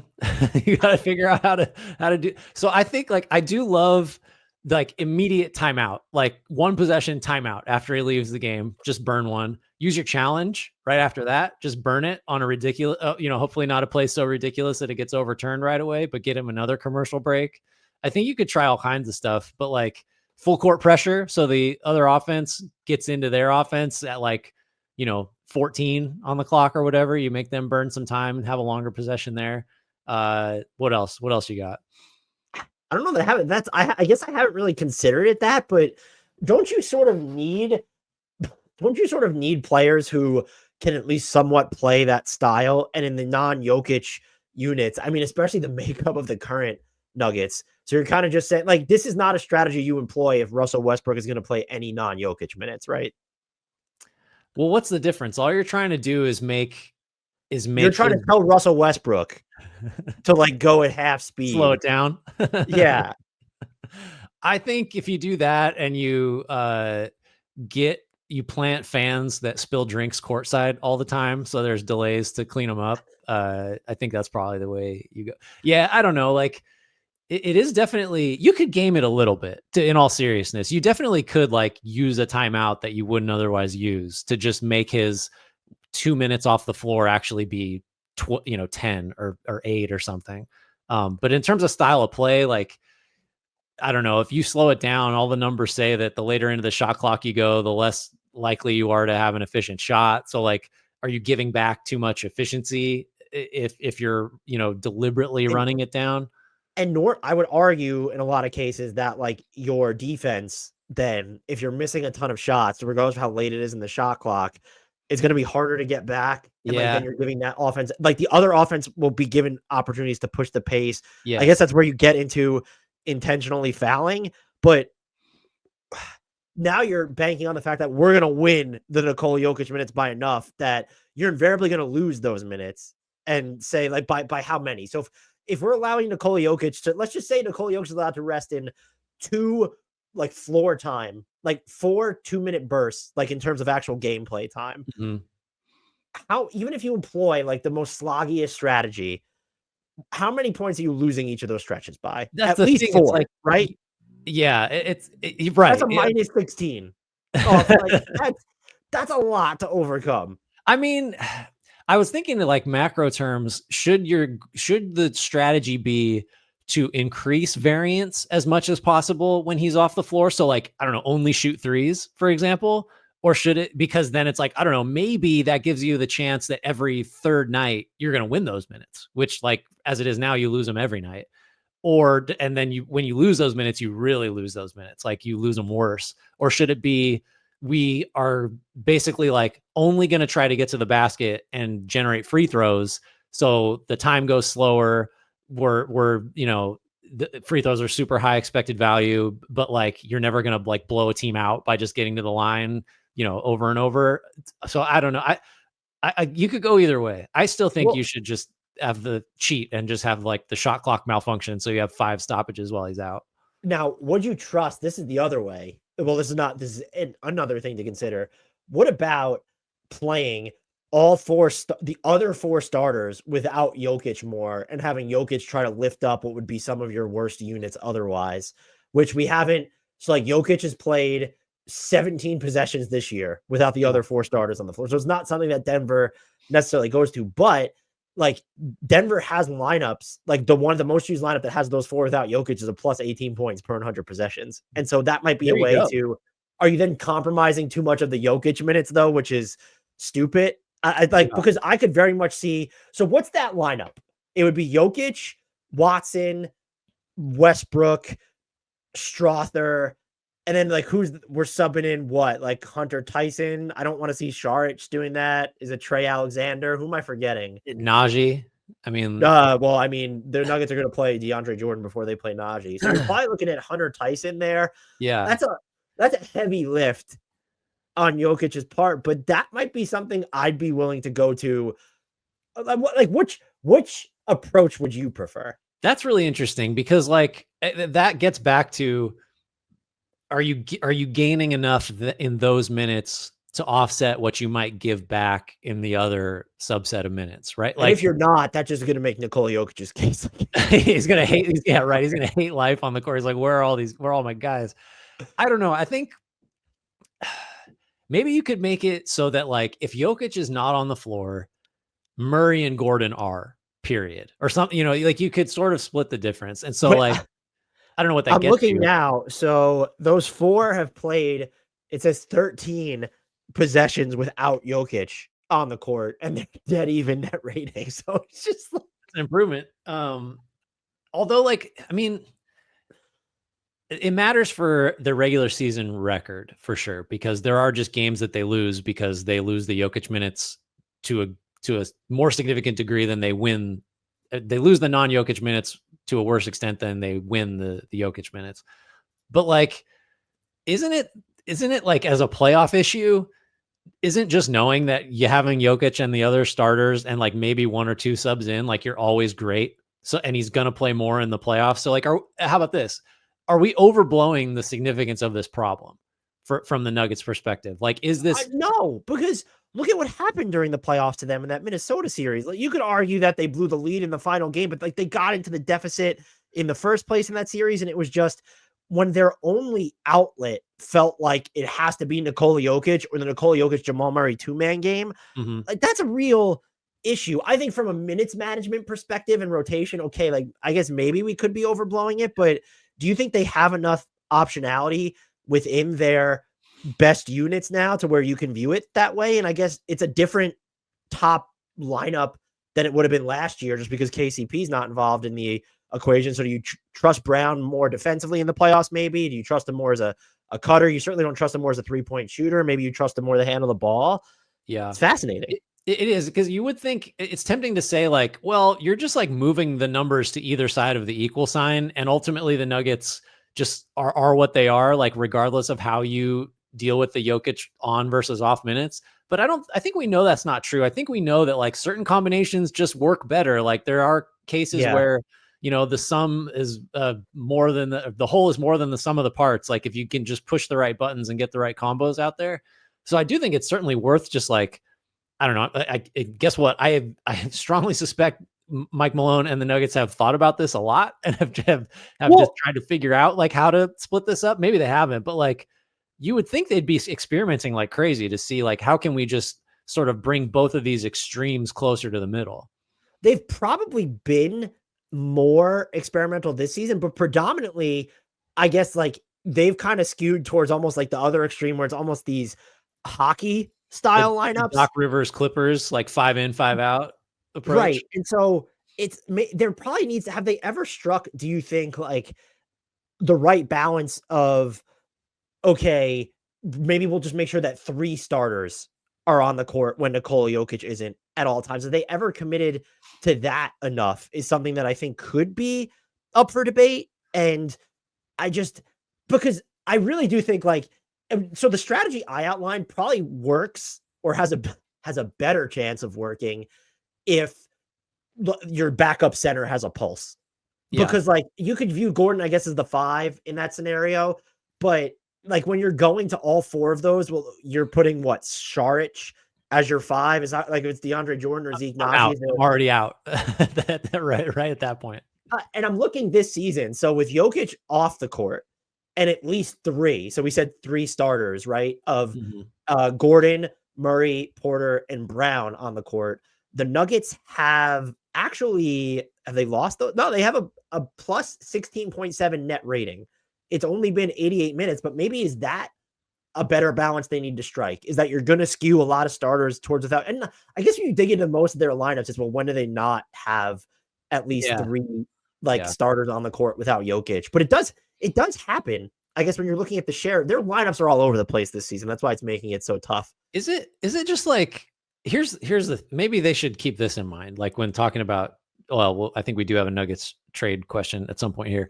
A lot of Nuggets stuff so far today.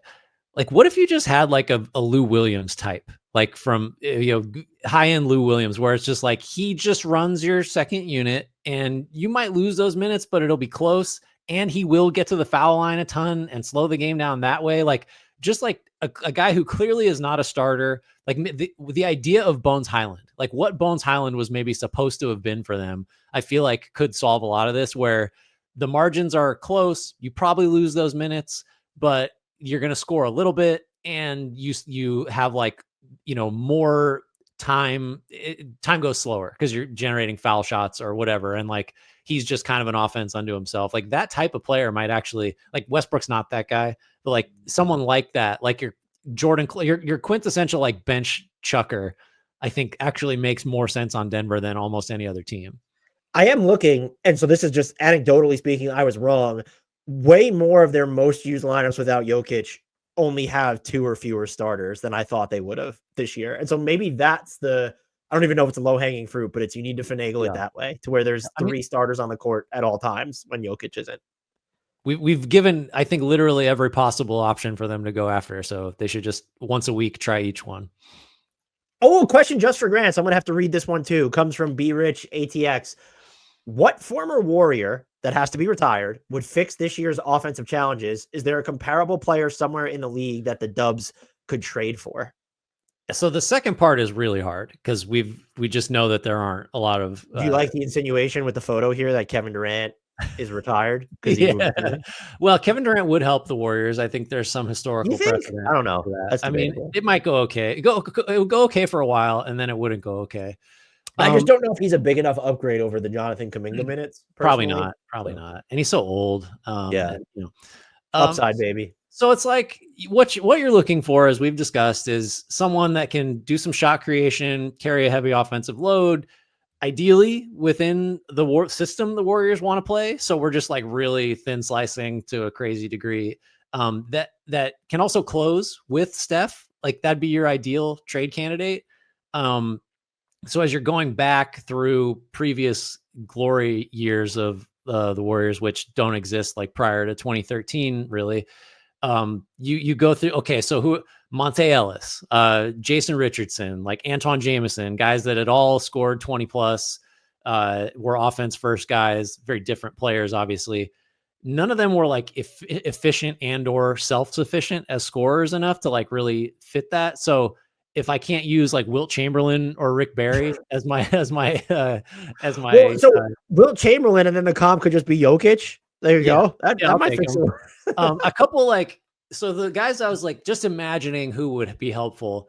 I don't know if this is cheating, but peak Andrew Bogut, like Bucks Andrew Bogut, who was like a 90th percentile assist percentage guy as an offensive player. Like he kind of was, you would look at him as like Sabonis, except an all defense, like DPOY candidate before he got hurt. Like that is like Bogut, man, like look at his offensive footage before he got hurt. He was unbelievable. So maybe he's your facilitator and shot creator in a very different way. Like Chris Mullin, I mean, not a super high self-generated guy, but averaged 25 a game, like several years in a row. He's kind of the Clay analog, I guess, maybe. Yeah. Tim Hardaway, Baron Davis, like those guys. Ooh, Baron Davis. Like Baron Davis, I like a little more just because he's bigger and like physically could defend, even though he never really did. I think my ultimate pick, though, a couple other ones. Gilbert Arenas, remember that? He was on the Warriors. There's your shot creator. Kind of was like Harden before Harden. Jordan Poole, he's not retired. He filled that role pretty well. I think it's Mitch Richmond, though, who's like a pretty deep cut, and really his best years were not on the Warriors, but like he was traded when he was 25 to the Kings, makes 6 straight All-Star games, 5 straight All-NBA, 20 plus every year, like just self-sufficient enough and big enough to really be a 2 next to Steph is probably him.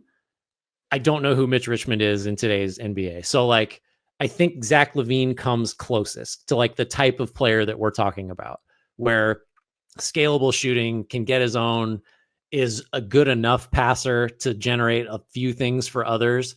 But like, that's just, I mean, really, like Schroeder actually is, you talked very, in great depth about this. Like he is like the type of guy that you needed to add to this offense. I just don't know if his overall level of quality is enough to give them what they need. And I know you're well aware, like he may not be like the end goal type of acquisition to solve this problem. But yeah, it's easy to say like, oh, this guy would be good, but I don't know who the present like analog to a lot of to really any of the names I mentioned who's actually available that would make sense. Oh, actually available, but I was going to be, people seem to be pushing towards this route. I don't know which, he definitely wouldn't be the Mitch Richmond bucket, maybe more so Gilbert Arenas, but De'Aaron Fox. Oh my God. I mean, like that. Yeah, I'll take De'Aaron Fox. De'Aaron Fox, I guess maybe is he's just probably better than Baron Davis ever was, but yeah, I mean, I don't know. He wears Curry's shoes. Do we have an in there? He's the only other Curry brand athlete. And this guy is not available, but I would view De'Aaron Fox as more untouchable than him, even though I know that like some Kings fans are masochists and already gone down that rabbit hole. Yeah. I don't think he fits into under any umbrella of a player you just described, but I've mentioned him before, LaMelo Ball. Yeah, talk about creating shots. Like that's, LaMelo has a little. Gilbert Arenas was not the facilitator LaMelo is, but in the sort of like playing like he doesn't give a shit what happens all the time, like that's very Gilbert Arenas. Yeah, I think. I mean, you're talking about point guards though, really, right? Like both of those guys you mentioned are straight up point guards. What is Dennis Schroeder? Is he a real point guard? I guess he is. He can only guard. I mean, what is a real point guard? Well, yeah, we're going to talk about the question that's coming up about positions, but yeah, I'm looking at, you don't get Dennis Schroeder if you think you're going to get LaMelo Ball, but this team needs to drive offense independent of Steph Curry. So that's where my mind is going to gravitate. You're not wrong. LaMelo Ball would help. I would agree with that. What about Fred VanVleet? That count? We're still dealing with the point guard vein there. So one of the things I think I and everybody was concerned about is the idea of Schroeder with Steph, because it's like, you're small in the backcourt. Neither of those guys is great guarding up. VanVleet's a better defender probably than either of those guys just because he's so aggressive, but like you're so small with VanVleet. But he's been targeted more this year, which is probably one, he's small and getting older, but also Houston just probably has no good up. But it's like, I would like to look at the targeted rate. Who else are you going at? I guess you can go at Jalen Green too, but he's been better defensively. That's a good question though. So what did you settle on as the name? As like a guy that is. If you mentioned Andrew Bogut, is that like, did you mention Vooch then? If you were looking for he's not perfect, especially defensively, can't touch Bogut defensively or as a passer. Like every 3 months or so, I just sit down and think to myself, like, nobody really knows how good Andrew Bogut used to be. And I just wanted to broadcast that feeling. RW3 doesn't fit that mold. Defensively, he might. Certainly versatile enough, but Yeah. that's not fixing the Dubs offense. No, I mean, honestly, of the actual available options, Schroeder is really about as well as they could have done at the moment, I think. Our next question. You want to take this one? Yeah. This is from Inertiate. Would love to hear you and Grant define what you mean when you call a player a wing and why it is better than guard/forward in describing a position. I think I want to read the whole thing here. He says I've heard guys like DeAnthony Melton and Jabari Smith both described as wings this season. So it seems like the term's being used for any basketball player between 6'1" and 7 feet. I mean, not an unfair criticism. How would you define a wing? I tend to think when I think of a wing, I think of someone capable of playing at least two of the positions between the 2 and the 4. Mhm. And I prefer when I'm talking combo wings, a lot of the time I'm talking about the 2-3. Jason Tatum is a combo wing. Jaylen Brown is a combo wing. I think if you're talking about like true wings, like maybe I view that more as a 2 and the 3 because you're technically scaling up. Yeah. I don't necessarily look at it as size, but when I do say guard or forward, I immediately think more of players who can only play one position. Julius Randle's a forward. You can't play him at the 5. You can't play him at the 3. And so forward to me almost means 4 at this point. Guard, I'm probably a little bit more fungible with because you could be the lines are blurred more than ever between on-ball guard and off-ball guard. Right. Wing to me is like a descriptor of versatility is how I kind of look at it. I would echo a lot of that. I think I go a wing is almost defined by like what it's not. It's not a point guard and it's not a center. So it's like we know we're in that middle ground between there. I wouldn't describe, just to use the examples, I don't know that I would describe DeAnthony Melton or Jabari Smith as wings. I think Smith is I think a lot of people look at their defensive roles, sure, and that could be fair. yeah. But I look at their offensive roles because you're not calling Luka Doncic a wing. No, he's like, what do you call that guy? But I think like, I was going to say where it gets interesting is that size portion because to me, DeAnthony Melton is a wing. He's an undersized wing. When I say like true wing or power wing, I'm thinking of someone. This is like this is such a narrow scope, but it's between 6'6" and 6'9". Like that's who I understand that's. But when I say wing, that's the size I'm traditionally thinking of. Where it's like when you get to the 6'4" and below area, okay, Gary Payton II is guarding basically, or Marcus Smart is a great example here. What is he, 6'3", 6'4"? Mm-hmm. He's probably considered a wing when push comes to shove, but I do have some sort of like size criteria that I try to stick to. And if I don't, I try to mention, well, they're basically an undersized wing. I can't believe someone called Jabari a wing. I have not seen that at all. That's almost like, remember when the Mavericks acquired Grant Williams as their wing stopper? That's how it was spelled as. I think in addition, I do think the height thing is needs to be a little more narrowly tailored. So 6'6" to 6'9" is a good shorthand, although you would call Kevin Durant a wing. So there's exceptions to every rule. Kevin Durant's listed at 6'7". Right. He's shrinking every year. I also think it's like, it's a perimeter player. Like we can settle on that. And it's probably not the guy running the most pick and rolls or bringing the ball over half court most of the time necessarily. Now, if you have one of these, right? It can be, because if you have elite ones like Kawhi Leonard or Jason Tatum or Durant, to use another, Jalen Williams, like these guys are all wings.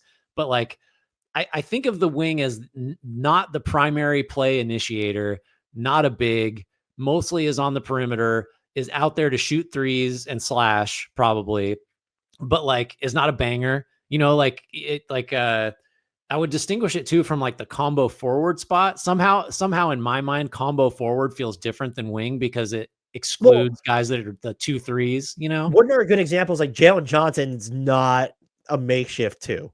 So he's a combo forward or 3. He might be a combo big because you'd be more inclined to use him at the 5. Yeah. But that might be a good example. So like, what about someone like Scotty Barnes? Scotty Barnes, I'd say, is a forward and not a wing. Maybe that's because of the, you know what I mean? Like, but here's the bottom line. Positions are combo forward though, right? Kind of whatever you want to call it. Yeah. I think ultimately. I do think that the defensive role probably matters more to the wing clarification than if you're a guard, just because Luka I consider a guard because of his offensive role, and like his defensive role would probably say he's a forward. Right. And so it's so if you're the prime, like, so Jason Tatum as an example, if he was being stashed defensively, and sometimes he is, but it's so that he can be disruptive. If Mhm. he was being stashed defensively, the role he's playing now on Boston, they still might blur the lines of it, but like you might be more inclined to call him a guard because he's initiating so much of their offense. But because his defensive role isn't one of just like, well, I'm defending like at the point of the tackle all the time, or like Luka, you're gonna move him around on like the bigger Yeah. forwards and not ask him to do a ton all the time. But even he like defends. So it's there's You know no what hard else and it fast is? rule for it. As I think about it, is a lot of it has to do with bulk. Like there's a certain level of bulk you have where you can't be a wing anymore. Devin Like, Booker can he be a wing? yeah, I would I'm say Devin asking. I'm Booker. generally Yeah, asking. Devin Booker's a wing. Okay. Although he would moonlight as a guard, I would say, because of the playmaking stuff. So he's But Bradley like a little. Beal, can he be a wing? Ooh, that's a closer to just being a guard, don't you think? I do too. I'm just gonna start naming sons. Tyus What Jones. about I'm just you know who I kept thinking of as like Gary Trent or like KCP, guys that feel yeah, like that's those a are 2. That's a 2, you know? yeah, and it's like I view KCP as closer to a wing than Gary Trent Jr., but the Yeah. size matters a great. What is Gary Trent and KCP are like 6'5"? Yeah, 6'4", 6'5", I think. So I think if you're under 6'3", you like Donovan Mitchell to me is not a wing, for No. example. Like I think there is some kind of height cutoff.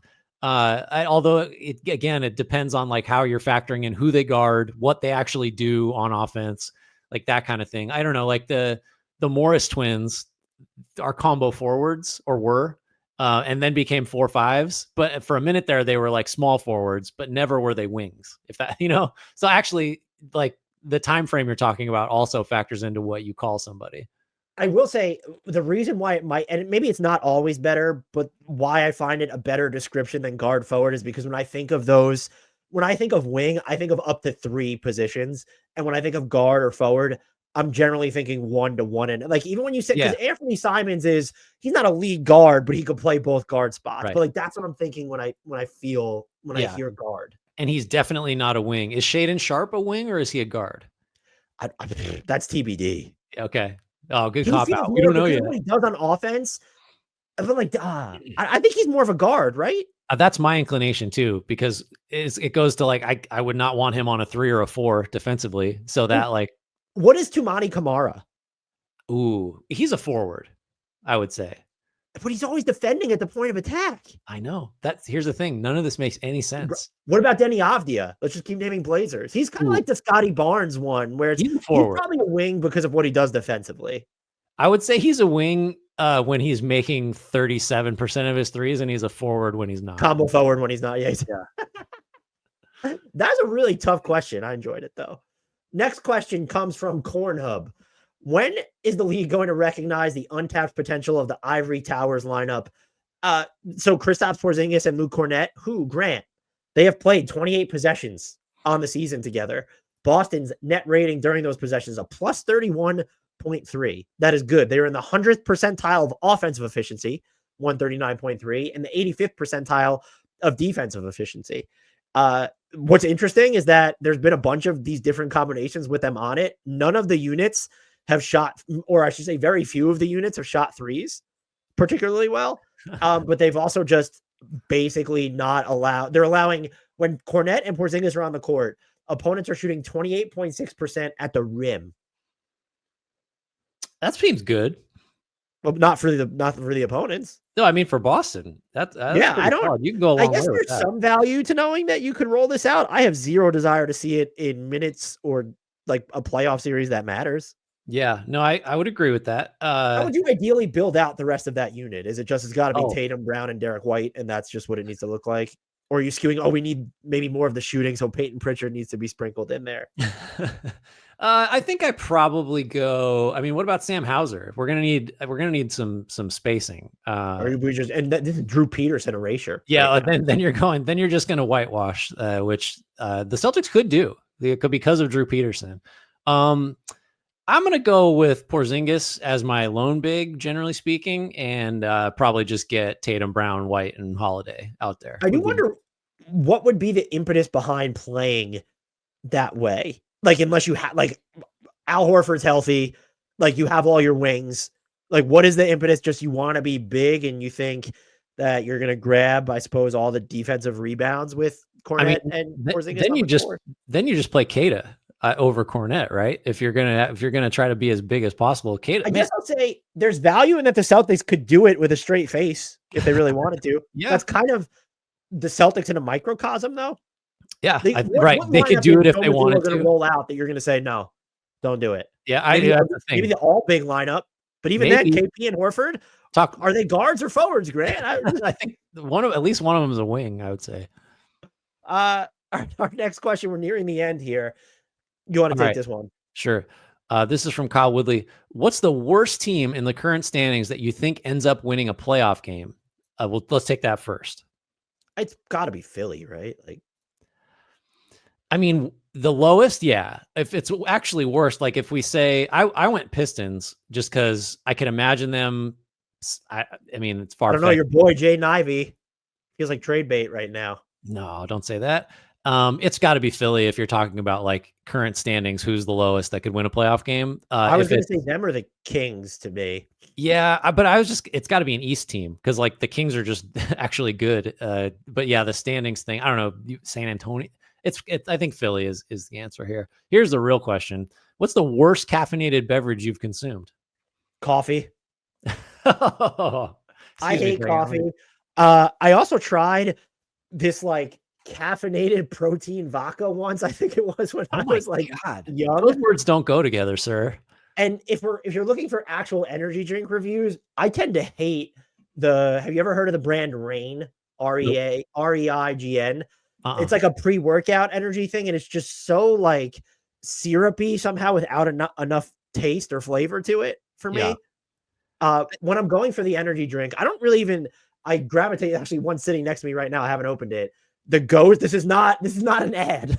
Boy, you wish it was though. Could you imagine getting free energy drinks? My heart would eventually stop, and I'm okay with that because I'd be consuming so much of them. But the Ghost, they make really good like their energy drinks, especially like the Sour Patch flavors, like sour Warheads apple, sour Warheads watermelon, the red berry. They're all spot on. So that's the best one since no one has the best one. But if I had to say the worst one, honestly, is coffee. That's why I don't drink coffee. I've tried it a few times in numerous variations.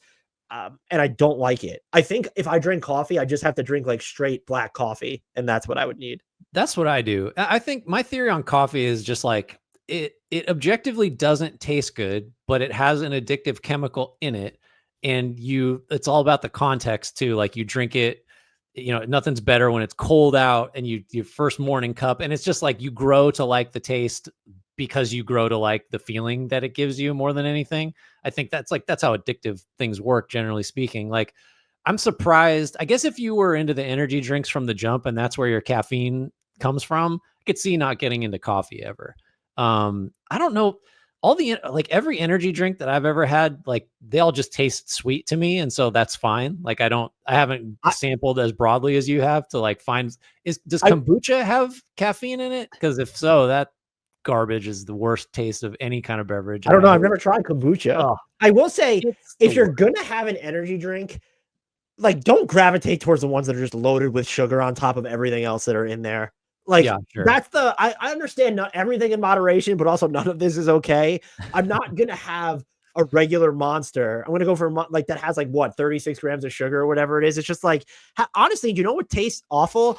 I think they're called, I actually don't know if the name is, I won't even say the name, but I had them when I was younger. It was shots of Red Bull and vodka were disgusting. I did like a bunch of them anyway. I like Red Bull. I had a youth, but I find Red Bulls disgusting. There's like, especially the regular ones. No, thank you. I mean, I couldn't tell you the last time I had a Red Bull, but I have no problem with how Red Bull tastes. Have you ever had our sponsor, Ghost? No. They got to be everywhere by now. Probably. I would recommend trying the red or the sour apple one to not get you hooked, but I think you'll enjoy it. Okay, I'll take that under advisement. Last question. This is for you. Do vampire squids turn into batfish? They do not. You want to know why? Because vampire squids can exist at depths of up to 3,000 feet below. And hold on, vampire squids are real. I didn't understand this question on several levels, but is the vampire squid a real thing? Yeah. So I sent a solicitation out on Blue Sky. So if you want to follow us on Blue Sky, which just has fewer ads and is a better user experience than Twitter for us, to each their own. I'm not here to judge. I was like, let's see if we get some questions from there, because our Discord users who demanded a mailbag, multiple ones, they did not impress with the number of questions that people sent in. But the questions were awesome to those who sent questions in. But I said, ask us questions about basketball, caffeine consumption, vampire squids. Oh, got it. So this is or just life in general. They're just delivering what was requested here. Got it. Yeah, I mean, Kyle Woodley checked all the boxes except for question about life. I think one submitter, was it Kyle, or it might be another one coming up, said they had life figured out, so they didn't need to ask a question, which hat tip to whoever has life figured out. I'll read this one to you. Another vampire squid one. David Byer, Grant. Let's start with the basketball one. Which two teams, one East, one West, do you think will have the best record from January 1st to the end of the regular season? So I don't know how to answer this without being boring and saying the Celtics and Thunder. I guess that's like a slight to the Cavs, because the Cavs have been slightly better than Boston in the East so far. But like, if you're trying to actually get this question right, like, why are you picking anyone besides those two teams? Wouldn't you potentially pick?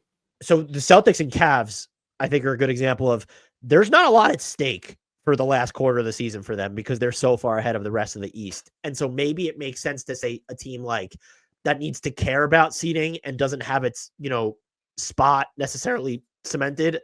And let's use the Bucks as an example. I mean, they're fifth now, but like, don't they want to be third?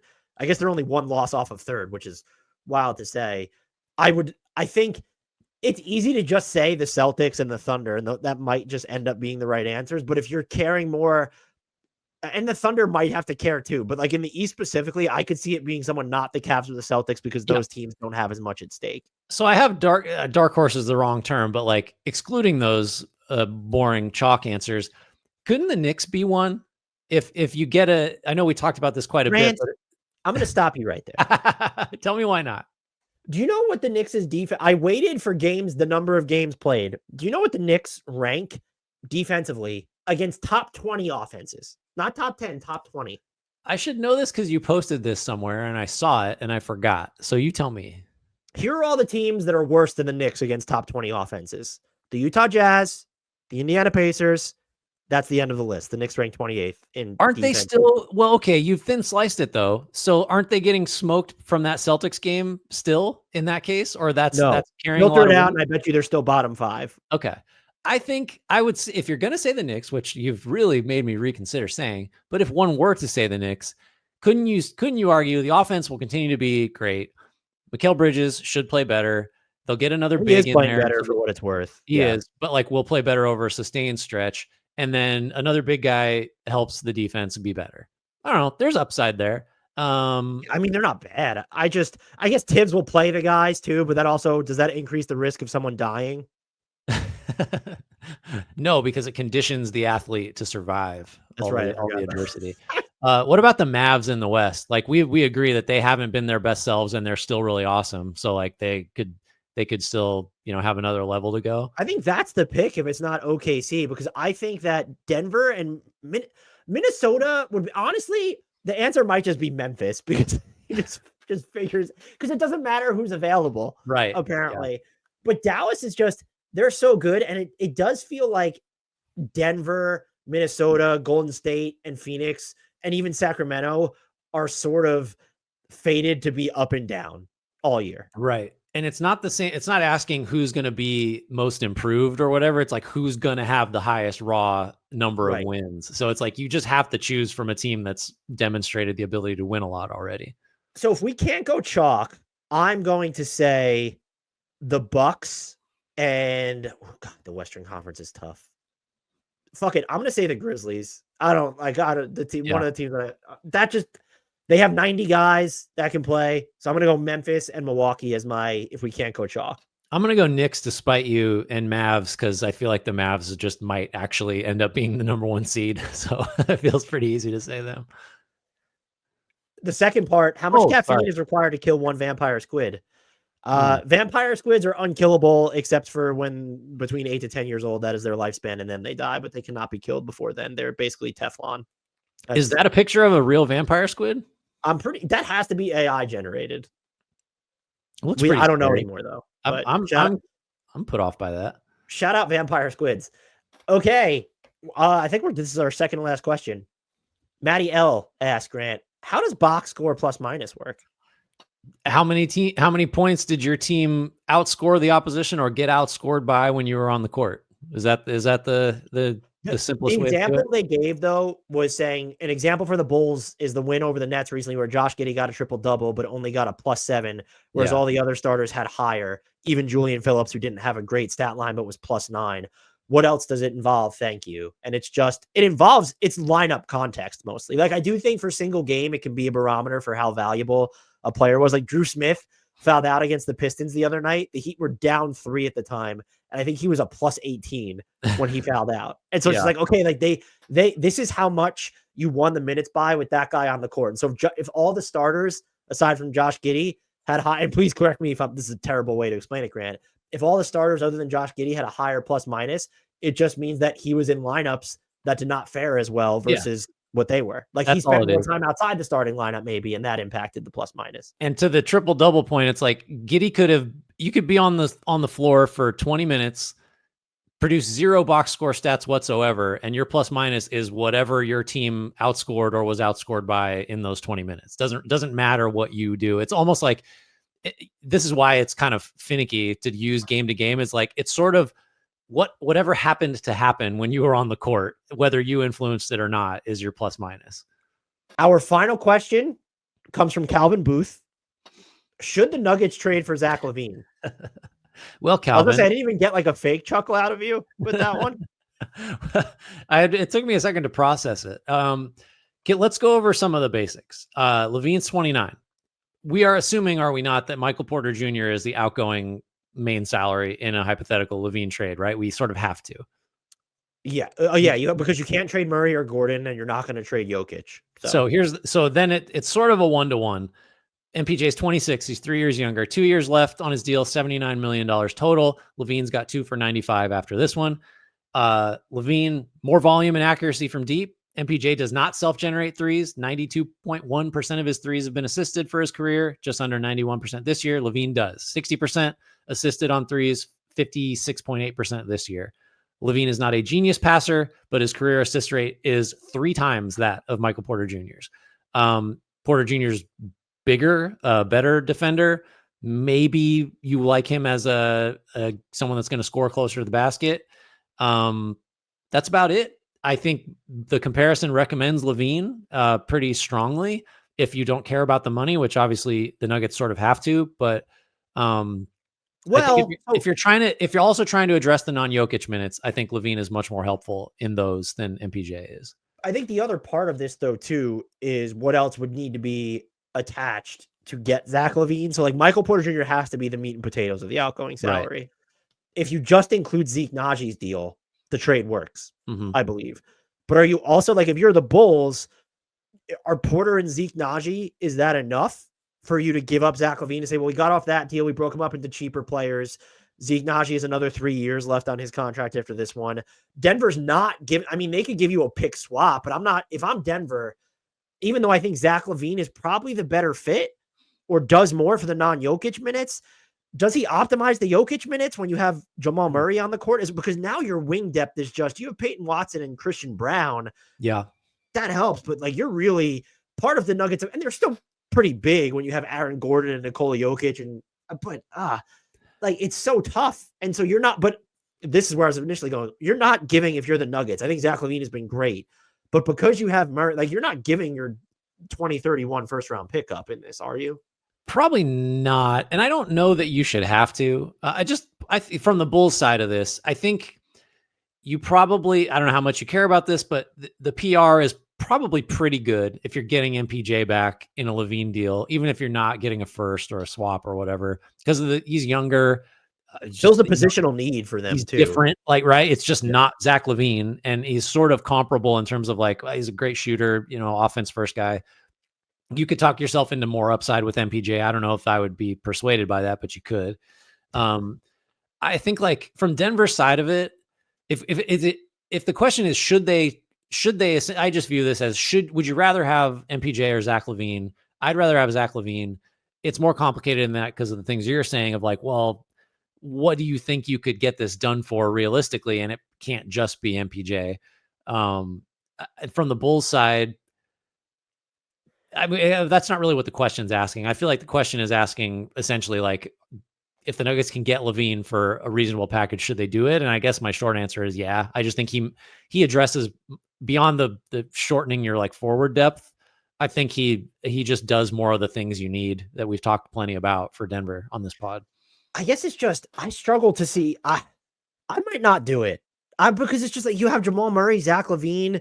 Then, like, what is that? If those two are going to play together at some point, what does the defense look like there? You're asking Aaron Gordon and Christian Brown to cover a lot up. Maybe Nikola Jokic has not been as good defensively this year as he was last year. He probably gets better by having to do less, but it's just does that skew too far towards we're trying to optimize the minutes when our best player isn't on the floor? Because it kind of comes back to, are we giving up? Like, why would you burn a first round pick on getting a backup center type deal when you have Nikola Jokic or Joel Embiid or somebody else on? Well, Joel Embiid doesn't really play, so bad example. But you know what I'm saying? When you already have your tent pole center, you wouldn't go out and give up a ton of stuff just to get a backup. And with this, it's okay. He doesn't necessarily have to be a backup, but but it's also Michael Porter is not the best defender and he's up and down, but the size certainly helps and there's rebounding there from him. I just wonder, I guess you're not giving up a first round pick if that's what we're assuming. I just still wonder if now you're leaning too far into it. We're trying to maximize the minutes that Nikola Jokic is off the floor, which by the way, are probably never going to be great. And, no, I was going to say, I think that's how you would argue against it, is you would say, we're caring too much about the non-Jokic minutes. And if in fact LaVine makes your best 5-man lineup worse than the one that has MPJ in it, then you probably shouldn't do it. Or if like the trade-off is negative, like the starters get that much worse and the reserves without Jokic aren't better enough to, or you know what I mean? Like, I think the first priorities should still be which 5 guys are the best for us to have on the floor to try to win the last 5 minutes of a playoff game. And if the answer is MPJ is better in that role than LaVine is, then maybe you don't do it. But I think LaVine is a better player. You lose size. That's not ideal. I still think with Gordon and with Jokic up front, like, you're big enough. And you can use Peyton Watson if you need to. I don't know. Well, that's a great point though, because you're focusing on the wrong thing. If it's like, well, this makes the non-Jokic minutes better, full stop, do it, right? Because you should care about Jokic on more than off. And but to your point though, Zach LaVine has hit 32 completely unassisted 3-pointers this year. Michael Porter Jr. has hit 5. No, it's not part of MPJ's game. He doesn't do that. Right. And Zach LaVine is also the only other players that are shooting over 40% on pull-up threes while taking at least, I think, 4 a game are Jalen Brunson, Tyler Hero, and Anthony Edwards. And so, like, there's just, and what do we talk about? Here's where I'm going back and forth with is, so you get Zach LaVine and maybe you bump up your 3-point volume a little bit as a team, which is still too low, but you're also losing one of your higher volume 3-point shooters. So is it enough of an upgrade? Like, even if we're looking at it from that perspective to where, okay, the self-creation is an upgrade, but you're not necessarily upgrading your shot profile a ton. And then the other thing I'm struggling is, I guess the Bulls do this. But like, if you're getting Zeke Naji and Michael Porter Jr. for Zach LaVine, is that like, that's just considered enough? That Zeke Naji deal, he can't get on the floor before DeAndre Jordan. Who's the better player that they could get in a LaVine trade? That's talking also from fair. The Bulls. And I guess you could look at it as, is there a team that will turn around and trade for, like, could the Thunder get a hold of Michael, but the salary is too tough to match there, but a team that needs a functional shooter, would they come and give you something for MPJ? And now we're kind of looking at the Zach LaVine trade tree. So it does feel like an easier decision from their part. And if you're the Nuggets, by the way, part of the appeal is just getting off of the Zeke Naji contract at this point. But now what you've also done though, is you made it tough. And not that you should think in these terms, you've made it tougher to complete future trades, because now it's okay. Well, Dario Saric's $5 million is like our only mid-end set. He's going to pick up that player option next year. And I guess you shouldn't think in those terms. Then Jamal Murray and Aaron Gordon will be trade eligible at some point. That would be my other question for this. I think it's defensible both ways. I don't know if I honestly don't know if I would do it. If it's just MPJ and Zeke Naji, I almost feel like maybe Denver's obligated to do it, but I just don't know if it does enough. And then if they do it, Grant, does this, like, what are the odds that Jamal Murray then isn't traded over the offseason? What I mean, I have no idea. I don't I know just how look like I broke your. Are you okay? well, I just try. I hadn't considered how this would affect the likelihood of Murray being traded. I don't know that he is tradable for value, so I don't know that he is going to be traded regardless. I guess you would. So are you like inching towards? Well, you have LaVine now. He's duplicative with Murray. Is the next move to try to trade Murray to get another bigger forward back? So you're sort of like you're changing out a second key roster spot. Well, it's also that, but Christian Brown and Peyton Watson, like they're coming up on their extensions. And so this team was kind of always headed towards a financial crossroads anyway. Apparently, Denver discussed an extension per The Athletic. This was all reported by Tony Jones. Shout out, friend of the pod, Tony Jones, and Sam Amick of The Athletic. So I don't know. LaVine has 2 years left after this one, and like a boatload of money, almost $100 million for the final 2 years of that contract. I'm just wondering, so you're going to float because your core of, I know LaVine and Murray can be better defensively than people make them out to be, but when your three are Jokic, Murray, and LaVine, you lean all the way into offense, and you are already 7th on offense this year, right? Or they higher than that. I'm just wondering. I understand it, and I think it would. They're 6th in offense. Denver is, as we record this right now. But it's also like they're 13th in defense, and how much would going from Michael Porter Jr. to Zach LaVine really impact your defense? It might not make a difference either way, right? I think the assumption is you'd get a little worse because you're smaller, and I guess Porter Jr. is probably a better defensive player, like can actually protect the rim a little bit. I think like one illustration would be like salaries being equal. You wouldn't trade Gordon for LaVine because then your defense is just destroyed. But like, I don't know that I don't know. I keep coming back to, I just think LaVine's better. The Nuggets are obligated to get better. And so like, I don't know, like, do we stop it there? Obviously we didn't. We've gone 15 minutes on this, but you know, like, do we need to go beyond minutes that? on this? I think we No, got I don't 5. know. I'm exaggerating. Well, do you think it makes more sense through the lens of strictly the playoffs, where it's just you need someone to generate stuff from scratch, and right now Jokic and Murray are your only options there, and Murray is often a roller coaster, or during those, let's say Nikola Jokic is going to play 40 minutes in the playoffs. During those 8 minutes he's not on the floor, you have a better chance of surviving rather than let's try to be as good as possible defensively around Jamal Murray, or even without Jamal Murray, or we'll just lean into maybe LaVine and Murray are both playing minutes without Jokic on the court, and that's what we really think will help preserve the offense and the differential better than if we lean into the defense of it all. And I wonder too, like, just from a replaceability standpoint. Now, MPJ is like in his early career is like a historically good, great, maybe just volume 3-point shooter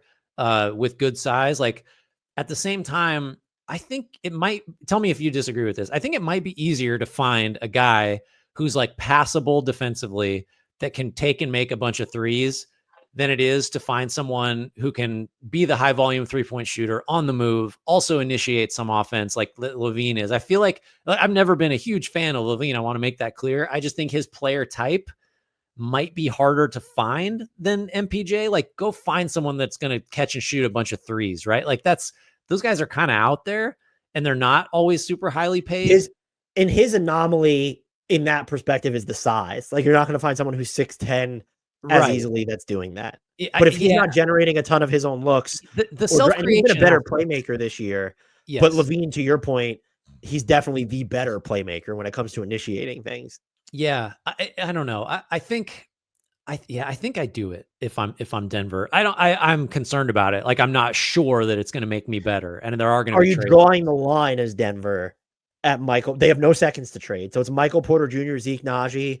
Like the Bulls, they asked for Julian Strawther, Peyton Watson, Christian Brown. You're just no. Yeah, probably.